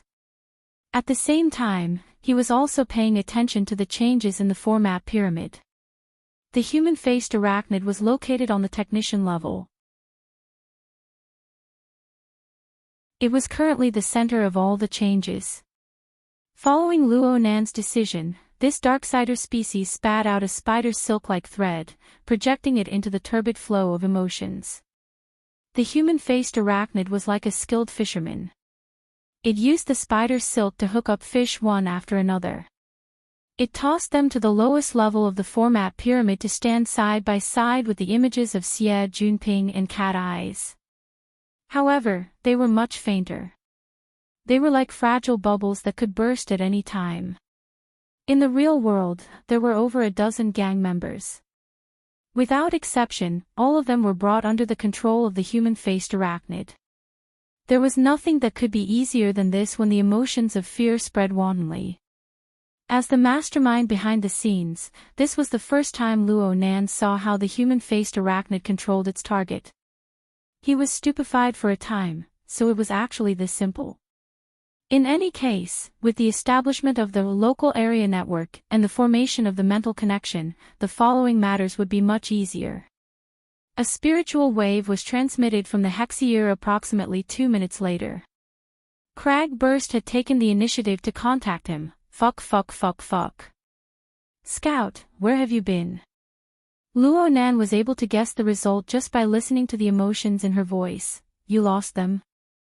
That black rat. He can't do anything else, but his ability to dig holes in alleys is top-notch, and he even shot from the back. Hey, where's the scouting ahead?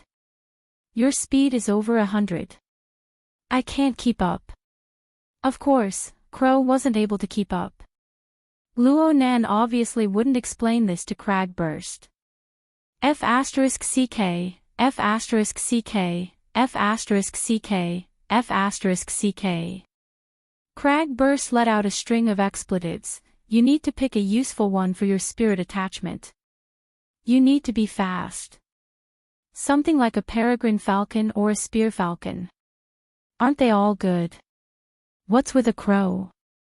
Luo Nan didn't get angry despite Cragburst's complaints. The more Cragburst complained like this, the more it showed that this big guy who came from the military didn't treat Luo Nan as an outsider. Moreover, Cragburst began to trust and rely on Luo Nan's abilities. This was a very good start. Sure enough, Cragburst came to his senses and felt embarrassed. He coughed twice. Since I know you have this ability, I'll help you buy a good bird from the society later. As long as the price is right, it's not impossible to get a mutant. Sure. You can help me pick one later.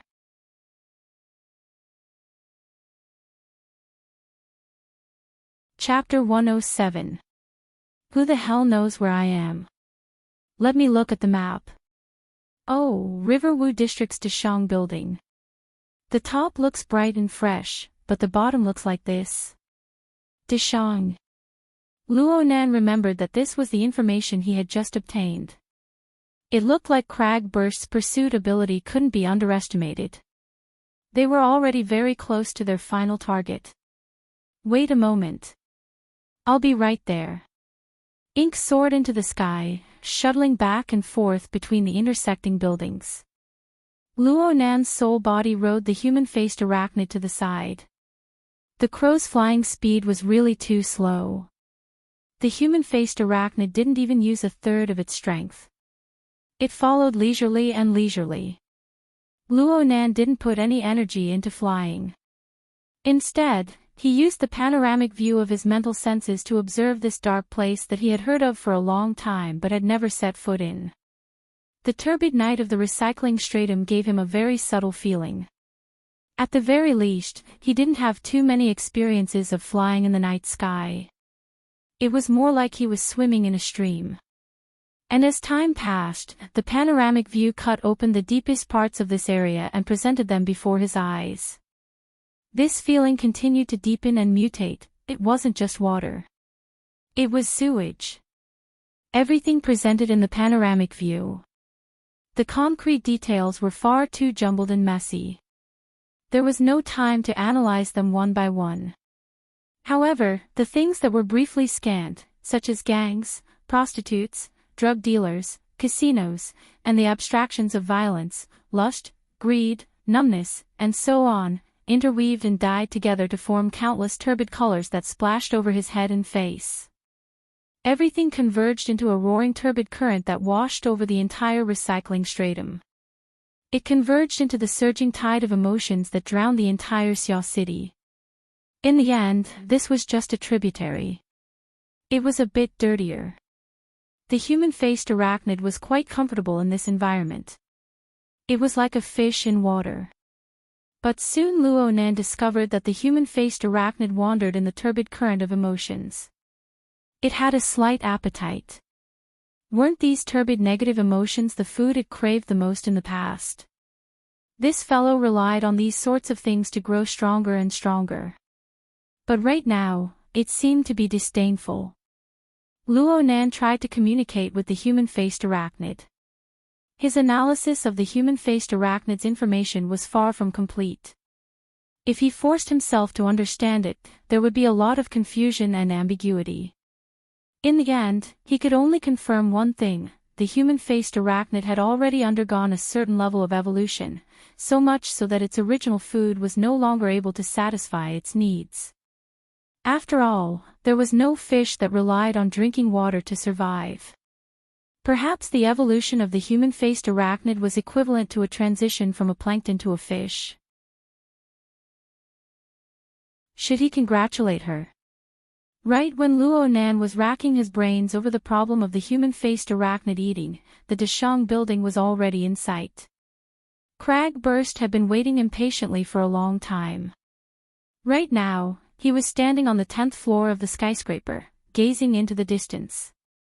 When he saw Ink flying over, he waved his hand excitedly from afar. "Hurry, I found an entrance here." Ink flapped its wings, searching for a place to land. How could Cragburst wait any longer? He pointed to his shoulder and said, "Over here, I guarantee your safety." Luo Nan wasn't polite with him. He gave Ink an order and directly descended onto Cragburst's shoulder. Immediately, the two of them began to exchange information. Everything below the 30th floor of the building, including the underground buildings, has a zigzag structure. The division between the inside and the outside is actually an isolation zone. Many of the buildings adjacent to the recycling stratum are built like this. Cragburst had researched quite a bit of information while he was waiting. The isolation zone is a one-way passageway. Security is tight and all permissions are locked down. There are no normal channels to enter the business district of the building from the recycling stratum. It's the same no matter who it is. Outside of the isolation zone is the world of the gangs. They have dug through countless rat holes here. They have dug through not just the Dashang building, but the neighboring buildings as well. There are quite a few people living inside. Luo Nan listened to Cragburst's chatter and matched this part of the situation with his own understanding of the information. He organized his words and said, "According to the information I've obtained, there is an underground fighting arena here in the Dashang building. People often come here to participate in gambling fights. Many of them are big and wealthy guests who throw money away. Jack is the ace host and referee of the fighting arena. He might also be one of the bosses behind the scenes." Underground fighting. Cragburst's interest was immediately piqued when he heard the word fighting. How come I've never heard of this before? I've been to practically all the fighting arenas in Xia City, public, private, legal, and illegal. It's probably because this place is reserved for minors. The periphery of the Dashang building's isolation zone was just as Cragburst said. It was dirty, messy, and crisscrossed with dark tunnels. Luo Nan was able to obtain a lot of useful information from the mouths of the gang members. In addition to the panoramic image support of his mental senses, Luo Nan was able to move more smoothly and freely than the gangs entrenched here. Cragburst originally had a belly full of anger because he was unsuccessful in his pursuit of Jack. He wanted to vent. But he never expected that Luo Nan would just cheat and open the map the moment he arrived. He only saw the shadows of the gang members chasing and weaving their way in and out, but he could only eat the dust from behind. The number of people he actually met was few and far between.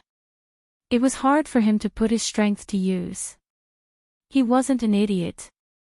Naturally, he could feel that Luo Nan wasn't just using the crow to scout. Instead, Luo Nan had a higher level of perception at play. Good boy. There's something wrong with your ability. In terms of range, even cat eyes isn't this abnormal. Cat eyes? Luo Nan was quite interested in this unruly woman who suddenly appeared in his own pyramid. Since the intensity of their advance wasn't that great, he just asked casually, "What's the range of her long-range perception?" Her all-encompassing perception ranges from 50 to 70 meters. Her psychic perception has a limit of 3,720 kilometers when she's in a good state. How much? Luo Nan nearly choked awake. Are you talking about kilometers or meters? It's kilometers without a doubt. Cragburst laughed out loud. It's inconceivable, right? But this is the terrifying aspect of long-range perception. As long as the feeling comes, there's no reasoning with you. Back in the day, Cat Eyes did one of the most amazing things. She used her extrasensory psychic perception to guide a million-ton nuclear-penetrating warhead. It smashed directly into the underground lair of the mutant species in the wilderness. It was a standard hit to the soul. A bunch of arrogant big shots from the military all knelt before her. Luo Nan didn't know what to say for a time. He had been proud of the range of his soul-body senses before, but he immediately encountered a standard that he could only look up to. But when he thought about it again, such an amazing person had actually entered his pyramid without a trace. She was more or less affected and suppressed by him. The feeling was quite subtle. Cragburst concluded, in a certain sense, Cat Eye's ability should be the closest type to that of a psychic, but it isn't that mysterious. Aside from being unstable and being powerless against the Darksider species, she practically doesn't have any other flaws. So, by all means, don't offend her. Otherwise, she can find you in any corner of the city. She can take advantage of the time when you're in a dream. Crack.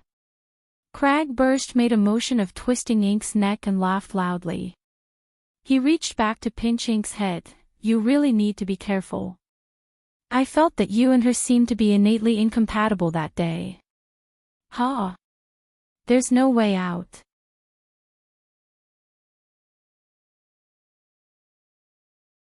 Chapter 108.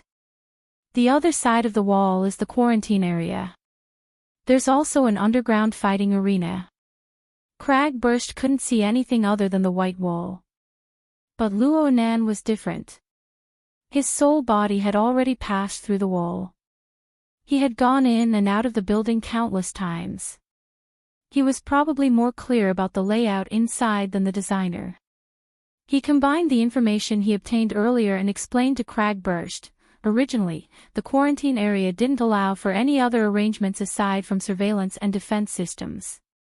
But the management of the building made modifications in order to ensure the size of the area and the viewing effect. They occupied a portion of the surrounding area. This formed a fuzzy zone. The gangs of the recycling stratum can interact with the gamblers of the upper world. One side pays in money, and the other side pays in manpower. Jack is one of the true controllers of this fuzzy zone. This is his lair and his cornucopia. Cragburst didn't ask for more details. As a man who frequently entered and exited the underground fighting arena, he was even more clear than Luonan about the inside of the building. The management of the building should be the House of Bankers. Only through this place could one transform incorporeal credit into tangible wealth in the current society of credit and authority. But he didn't care about this at all. He was only interested in how to capture Jack. Jack is in the fighting arena, right? How do we get in? Do we smash a passageway out? Cragburst was a bit eager to give it a try. This is a passageway. It's used for emergency evacuation. The design is that it can only be opened from the inside. Luonan let Ink flap its wings to wake up this bro whose brain was filled with violence. The problem was that it was completely ineffective. Roar roar. Let's be a bit more direct. Watch me. No. Wait. Wait a few more seconds. Luonan's voice had yet to fall when the white wall in front of him slid to one side. The inner layer of steel plates slid in the opposite direction. Only then did the ice-cold metal wall appear. But this wall also split open from the middle, revealing a dimly lit passageway. 3 layers of protection, especially the last layer that was 10 centimeters thick, made Cragburst speechless for a time. He didn't bring up using violence to open a passageway again. As for the passageway in front of them, it wasn't too long. One could see to the end with a glance. The door on the other side was half open. An even more intense light seeped in. There was also clamorous noise coming in. Clearly, the outside was a certain location of the underground fighting arena. Cragburst first looked at his feet. There was a person sitting down in the passageway. The person was already unconscious. He turned his head and looked around. Soon, he found that there was a password plate on top of the man's head. The corresponding screen showed that the password plate had been successfully opened. Your mole. Cragburst quickly corrected this preposterous thought, but the following conjecture was even more preposterous to him. Don't tell me that you controlled this guy through the wall and made him open the door. Bullseye. Speaking of which, the effects of hypnosis combined with the human-faced arachnid's fishing technique were quite decent. Luo Nan just chuckled through the hexier, maintaining a bit of a sense of mystery. He indicated to Cragburst to close this emergency passageway. This place was certainly connected to the control room. Though they couldn't hide it for too long, they could hide it for as long as they could. What the hell, this isn't just spirit attachment, it's some kind of ability enhancement. Actually, you can let the crow have some of your abilities, right? Do you have wizard blood? Or do you come from some secret order? Cragburst's thoughts were getting more and more outrageous. Luo Nan was really worried that the words, "his soul is in an out-of-body state," would come out of Cragburst's mouth. Luo Nan could only interrupt Cragburst once more, "Let's speed things up. It's very likely that Jack is only using this place as a transit point. The isolated area can't enter the business district of Deshang Building, but there's a direct passageway to the upper city district." Cragburst immediately shut his mouth. He simply cleaned up the scene and passed through the passageway. There was a circular hallway outside. The curvature was extremely obvious, making people feel that the space was indeed limited. The operator of this place had indeed made use of the space to the extreme. On the concave side of the wall, there was a curved wall projection every now and then. On it, there was an exciting scene in the arena. Sure enough, they're all kids. Cragburst's brows furrowed. He was a professional, so he felt vexed by the various scenes displayed on the screen. They have a certain amount of fighting techniques, but they're all competing in the dark and ruthless. They're trying to kill people. Many of the scenes of being knocked down on the screen had broken hands and feet, or they had been struck in a vital spot. Cragburst wouldn't even blink an eye at these things in the adult fighting world. But the two combatants on the screen didn't look to be older than 15, which was the same age as Luo Nan. They were a group of half-grown kids. They didn't hold back in the slightest. Did they really know what this represented? Many of them knew, judging by the ominous glint in their eyes. And the feeling brought about by this sort of warped thinking made people feel even more uncomfortable. The sound of footsteps came from both sides of the hallway at this time. Cragburst's intentions were to just go up and be done with it. But Luo Nan indicated for Cragburst to go to the other side, to a room with a thick curtain covering the door. Cragburst thought that this was the passageway to the fighting arena, but he discovered that it seemed to be a lounge after entering. The layout was very simple and crude. There were only wardrobes and benches. The passageway to the fighting arena was further inside. There was already a person in the lounge right now. He wore combat shorts, and his upper body was bare. He didn't wear shoes, and a towel was draped over his head. His face was drooping. It seemed that he was conserving his energy. He should be the next competitor to take the stage. He didn't have a coach or a friend by his side. He was all by himself. His entire body was cold and gloomy. He actually didn't react at all to Cragburst, the big guy who had suddenly barged in. Cragburst was a bit stupefied. Then he discovered that the room was actually very noisy. There was a display screen in the lounge as well, but it was a bit smaller than the one outside. The sound from the display screen was quite loud. It made people wonder what use this lounge could serve. The display screen just so happened to jump to a new scene at this time. "Look, Jack." Luo Nan reminded Cragburst to pay attention. The two's minds shook, but they soon discovered that this was just a video clip. Jack was wearing a referee uniform at the time. He wore a bow tie. His body was ramrod straight, and he had a sense of propriety. Aside from the unsightly scars on his face, he looked more like a noble steward than a referee. It was no wonder that his hosting and refereeing were so popular. This match isn't bad. Cragburst used a professional gaze to evaluate the tall and skinny one. His foundation is very solid. He has a sense of propriety in his attacks. He's a very good control-type competitor. Hold on. There's something wrong with the editing. The editor had chosen this shot to be the scene of the tall and skinny kid slowing down, dodging, and circling around, which Cragburst had praised. It was completely different from the intense fighting scene before. Such camera language should be hinting at something. Luo Nan discovered that the competitor, who had his head lowered all this time, had raised his head to stare at the display screen. His thin and pale face was revealed beneath the towel. He was unexpectedly calm, and he continued to ignore Cragburst to the side.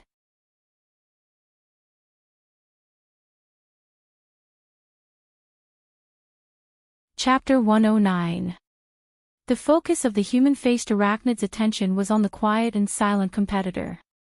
This person's age was about the same as Luo Nan's. His reserved and gloomy nature was about the same. However, the reason for the human-faced arachnid's attention was certainly not because of this. The feedback Luo Nan received was mostly anticipation and hunger. He was like a glutton, staring fixedly at a dish that was gradually cooking on the stove. He felt it was a pity to eat it, but he was impatient to not eat it. This is the new food you've chosen. Luo Nan had just been pondering over the changes in the human-faced arachnid's diet. Now he had a true reference. He couldn't help but spend a bit of energy to pay attention, but how could he understand it in a short period of time? And at this moment, the camera turned. The strangely edited match ended, and there was even a post-match scene next. The two competitors stood in the center of the fighting stage, and Jack stood between them. It seemed that it was time to announce the victor. From the previous clips, the lanky kid's advantage was extremely clear, even though he had inexplicably less clips. He displayed an astonishing level of control. However, Jack wasn't in a hurry to announce the victor. He lowered his head to look at his watch.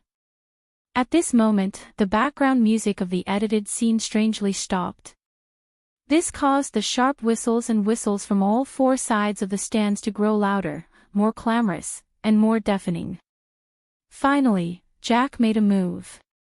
He spread his arms, but he didn't act like a normal referee, grabbing the competitor's hand. Instead, he wrapped his arms around the shoulders of the two teenagers. It looked extremely intimate. But at this moment, the children's bodies went rigid.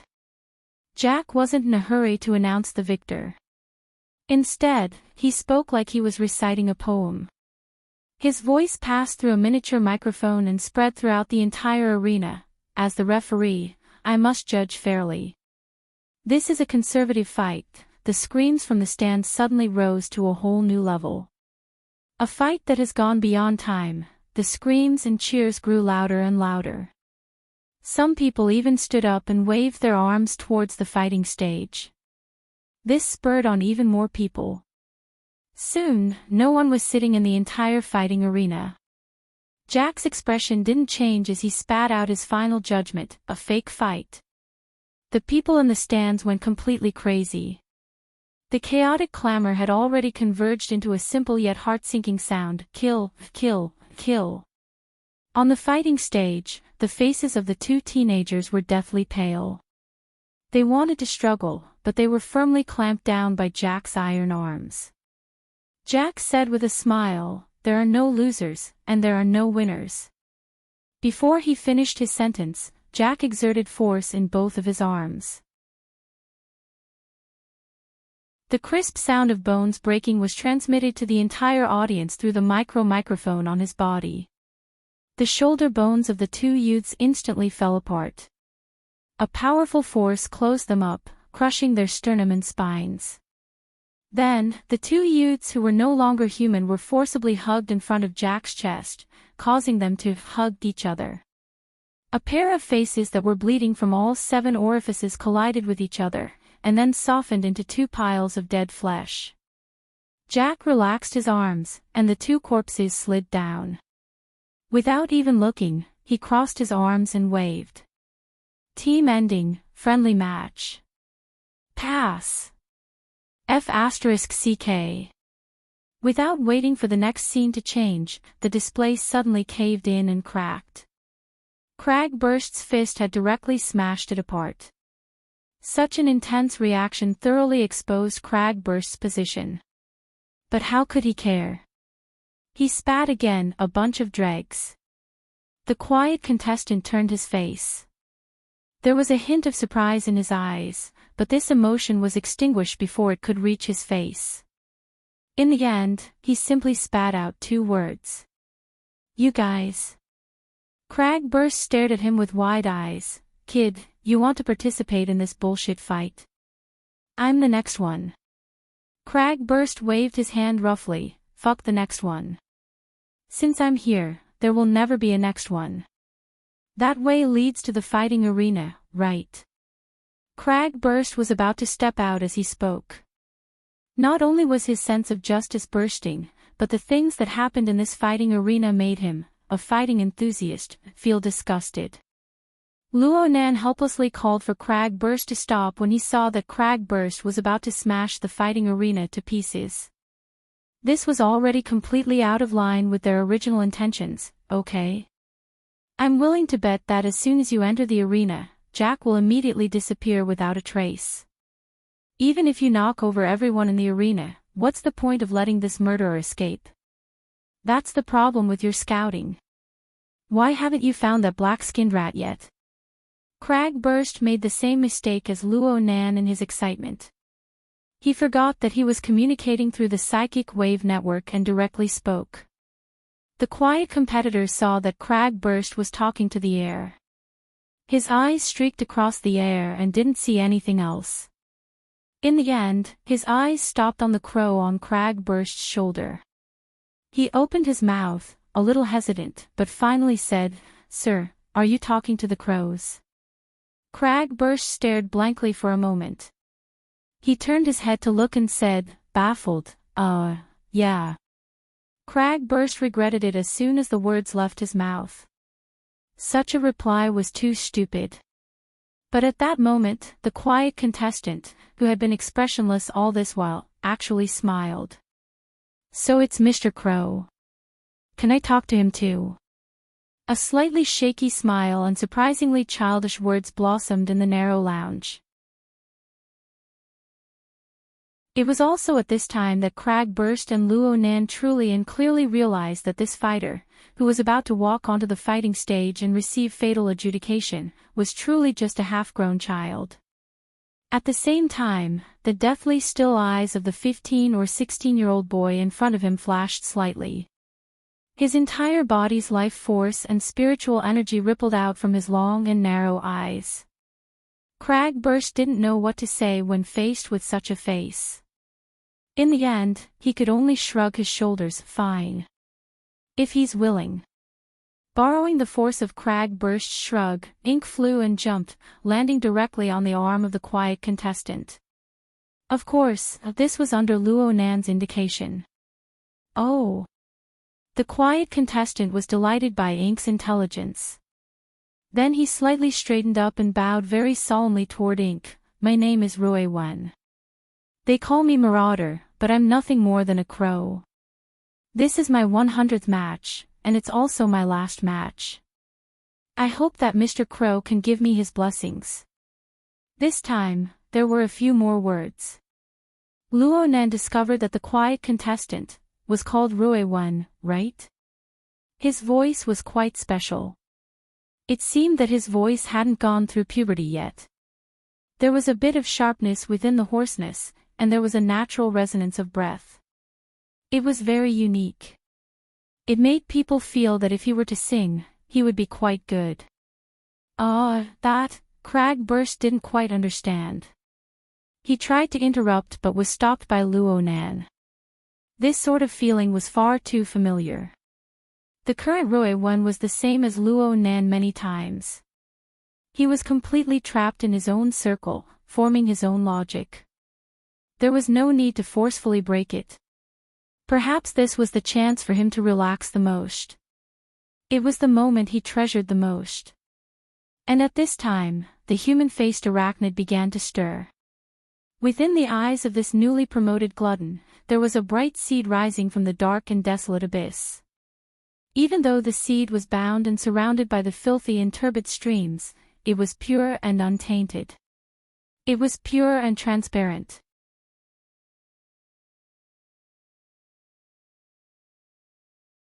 Chapter 110. Luo Nan's senses were synchronized with the human-faced arachnids. The human-faced arachnid was paying intense attention to Luo Nan. Such a strong stimulation also made some of the muddled information clear. Sure enough, the human-faced arachnid no longer treated the turbid flow of emotions as food after leaping from a plankton to a fish. What it was truly interested in right now was the spiritual seed that undulated up and down within the turbid flow. In reality, it was something that lived within the turbid flow of emotions, yet it was completely different from the turbid flow. It was something that possessed more vitality. It wasn't easy to form such a spiritual seed. One must have the mental cultivation to overcome filthy emotions and desires, as well as a basic positive attitude in order to finally take shape. Just like Rui Wen, he had only been in embryonic form a long time ago. It wasn't until he spoke to Mr. Crow that he broke free from his deathly still and cold state of mind. Only then did this spiritual seed finally sublimate and leap to a new level. Cragburst actually had a similar spiritual seed as well, but it was hidden deep within his powerful magma-like life force. It wasn't as pure and transparent as Rui Wen's. From the perspective of the human-faced arachnid, the spiritual seed was an incomparable delicacy. Swallowing the spiritual seed was both a form of eating and evolution. Its evolution method was very lethal. It basically used the vitality and spirituality of others as nourishment. Its path of evolution was built on the foundation of destroying the hopes of others. Without a doubt, the human-faced arachnid was an existence that was evil to the extreme. Even if Luo Nan relied on its strength to a large degree, he would not deny this point. Although he did not deny it, it did not mean that he would allow it. Otherwise, what was the difference between it and the human-faced arachnid? Luo Nan's complete control over the human-faced arachnid was displayed without restraint.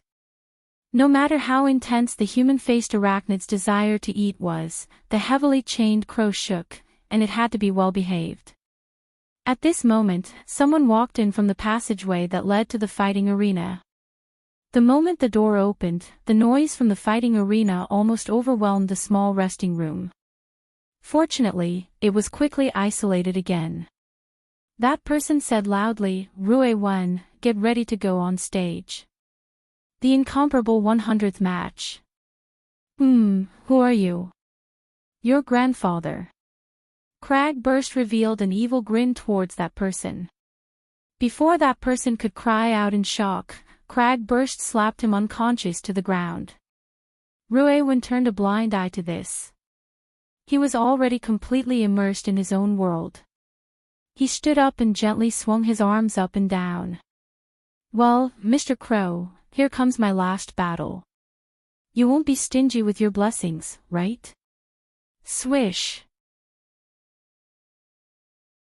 Perhaps it was because Ink was quite satisfied from being swayed, but Ink had already opened its mouth before Luo Nan could speak. Its hoarse voice was unpleasant to hear, but it made Rui Wen smile once more. He crossed his arms and walked over to Cragburst's side. He returned the ink. "Thank you, sir. You and Mr. Crow's arrival is my fortune." "Ahem, nothing." With Cragburst's straightforward temperament, he really wasn't suited to dealing with a reserved and autistic person like Rui Wen. The logic of both sides was not on the same line. Luckily, Luo Nan extended a helping hand at this time. He gave Cragburst some advice, allowing Cragburst to ask for information, even though his words were very clumsy. "You just said 100 matches. Is there any special meaning to it? After 100 matches, I can choose to walk the path of judgment and leave the arena."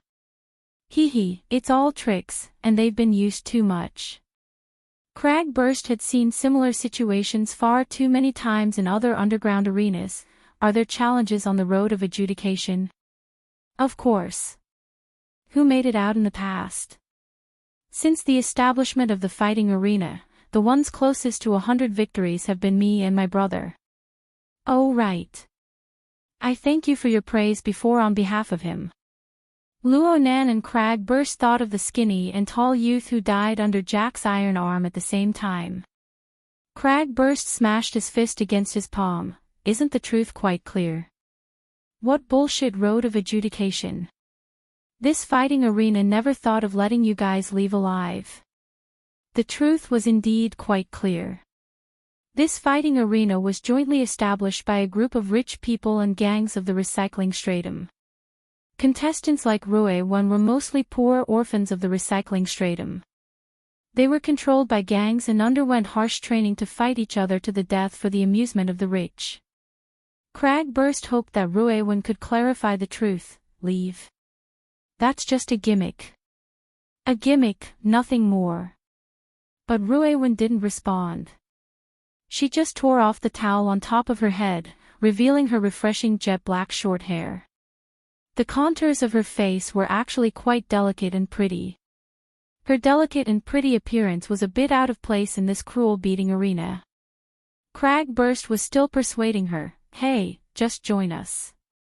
I'll take you to kill our way out. Rue One walked forward in silence. Crag burst extended his hand in an attempt to grab her, but Rue One didn't even turn her head. Only a cold and clear voice transmitted over. I'm going to kill our way out. I'm going to do it the way my brother and I did. Crag burst froze and stopped. Rue One pushed open the soundproof door and walked out with large strides. DJ's resounding voice transmitted over. This is an unprecedented 100-victory battle. Look. Our wing of death, the undefeated plunderer, Rue One. Cheers could be heard from the arena. Amidst the chaotic and distorted roars, there was a strange voice mixed with it. Male and female monsters. Flat-chested witches. Take it off completely. Verify her identity. Crag burst couldn't catch his breath properly. He choked and nearly caused ink to go askew. Luonan's soul body nearly lost its grip on the chain and let the human-faced arachnid charge out. A woman. I couldn't tell at all. Crag burst was stupefied in place. Who would have thought? Rue One's upper body was bared from start to finish. Her attitude was natural, and she didn't have any obvious secondary sexual characteristics. Even if she did, it would be submerged under the lines of her thin and hard muscles. Luonan was a bit embarrassed as well, but this awkward thought was forcibly severed when Rue One stepped onto the fighting stage and exposed her thin body to the gazes of thousands of people. Crag burst held open the soundproof door that was about to close, so that the clamor of the fighting arena could be heard in an unending stream. Oh, oh, oh, I'll grant you the path to leave. Bye bye bye. Let's start the auction today. I want to taste the taste of the flat-chested witch. Cheers, clamor, and whistles rang out without end. Several hundred rich and powerful people, who were likely to make a name for themselves in various fields, used the body and life of this little girl to obtain stimulation that couldn't be obtained on the level of normal society. And Rue One. The turbid flow of filth surged up from all directions. But that pure spiritual seed remained untainted by even a speck of dust. This girl, whose gender was hard to distinguish, had already been completely shielded from the influence of the filth of the outside world. But no matter what, why was such a girl placed in such a filthy place? Crag burst didn't make a sound as he walked forward with large strides. Luonan was a bit unable to restrain himself. He actually didn't stop Crag burst when he walked forward. Crag burst walked out of the passageway. It was reasonable to say that his large and unfamiliar face was the type that would attract a lot of attention. But right now, the vast majority of the people in the fighting arena had their attention focused on the fighting stage. They didn't notice Crag burst at all. But Rue One, who was on the fighting stage, turned her head without any warning. Her cold and clear gaze made Crag burst halt once more. He wanted to advance, but he couldn't.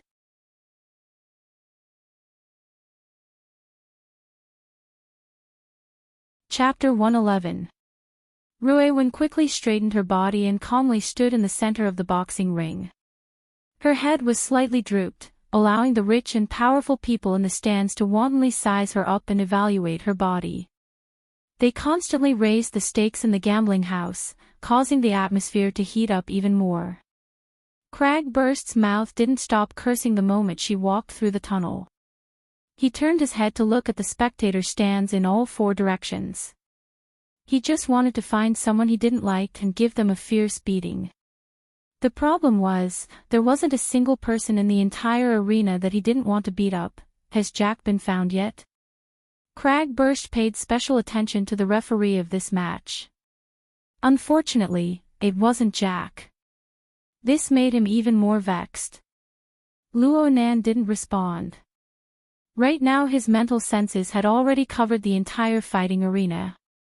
With this as the center, it covered a vast area with a radius of over 500 meters. It was equal to encompassing the greater half of the Deshang building within it. Even though the sensing range was slightly reduced due to the differences in the building materials and the interference of the radio waves, and the precision was still on the millimeter level, it was not a reason why Jack could not be captured. The modified human seemed to have completely evaporated. At this time, Ruewen's opponent was already on stage. Ignoring the string of meaningless titles, it was a stout and robust man who looked no less than 2 or 3 times bigger than Ruewen. He didn't look like a 15 or 16-year-old child at all. However, the spectators in the stands were already used to it. They cheered and egged the contestant on as well. "Dope boy. Come on, powder keg, it's time to explode. They're going to do it on stage." They're so compatible. Luonan's attention was drawn back. He was a complete layman in the field of fighting. He only had a vague concept of heavyweight and the like. He couldn't help but worry for Ruewen when he saw the eye-catching contrast of body shapes in the boxing ring. Cragburst was quite disdainful of the fat man, a fellow who uses drugs to stimulate his maturation. If he continues like this, he won't even need to go on stage. His own weight will crush his bones. But it had to be said that this sort of thing like drug stimulation was very common in the underground fighting arenas. Ruewen might have also taken some sort of drug to suppress the development of her secondary sexual characteristics. Otherwise, as a girl with an innately deficient physique, it would have been very difficult for her to obtain 100 victories. When all was said and done, Cragburst and Luonan had no idea what was going on. In the end, Cragburst could only comfort him. "I'm here. Even if something unexpected happens, I can save him." Ink spread its wings and slapped Cragburst's face. This fellow didn't know how to talk. "Do we need you to save them?" The crux of the problem was that Ruewen's current mental state and state were inconceivably clear and bright. But once she was destroyed by an external force, the damage to her mind would be extremely frightening. It would be much more troublesome than a pure physical injury. Luonan had just analyzed this point from the human-faced arachnid, but he was unable to explain it to Cragburst. He felt stifled to the extreme. The exchange between the two was meaningless, but the development of the fight on the boxing stage caught everyone off guard. After a full 20 minutes of prelude, atmosphere, and bets, the battle began. Faced with an opponent who was at least twice as heavy as her, Ruewen didn't retreat, but instead advanced. She rushed in from the front, and before Gunpowder Barrel's thick arms could close in, she had already broken his tibia with a single kick. Just as Gunpowder Barrel's fingers touched Ruewen's shoulder, he lost his balance and fell to the ground in pain. Ruewen easily broke away from his grasp, and took the opportunity to kick him in the head, sending him into an unconscious state. The battle ended just like that. The originally heaven-flipping scene turned cold and silent in an instant. The vast majority of people, including the wealthy guests who won their bets, were unable to accept such a simple and laughable ending. They sunk into an awkward silence. Originally, the wagered fight was just a pastime. What they truly wanted to see was the cruel and bloody scene of fists hitting flesh. Cragburst's wild laughter and his celebratory action of raising his arms and brandishing his fists were exceptionally eye-catching under this bizarre atmosphere.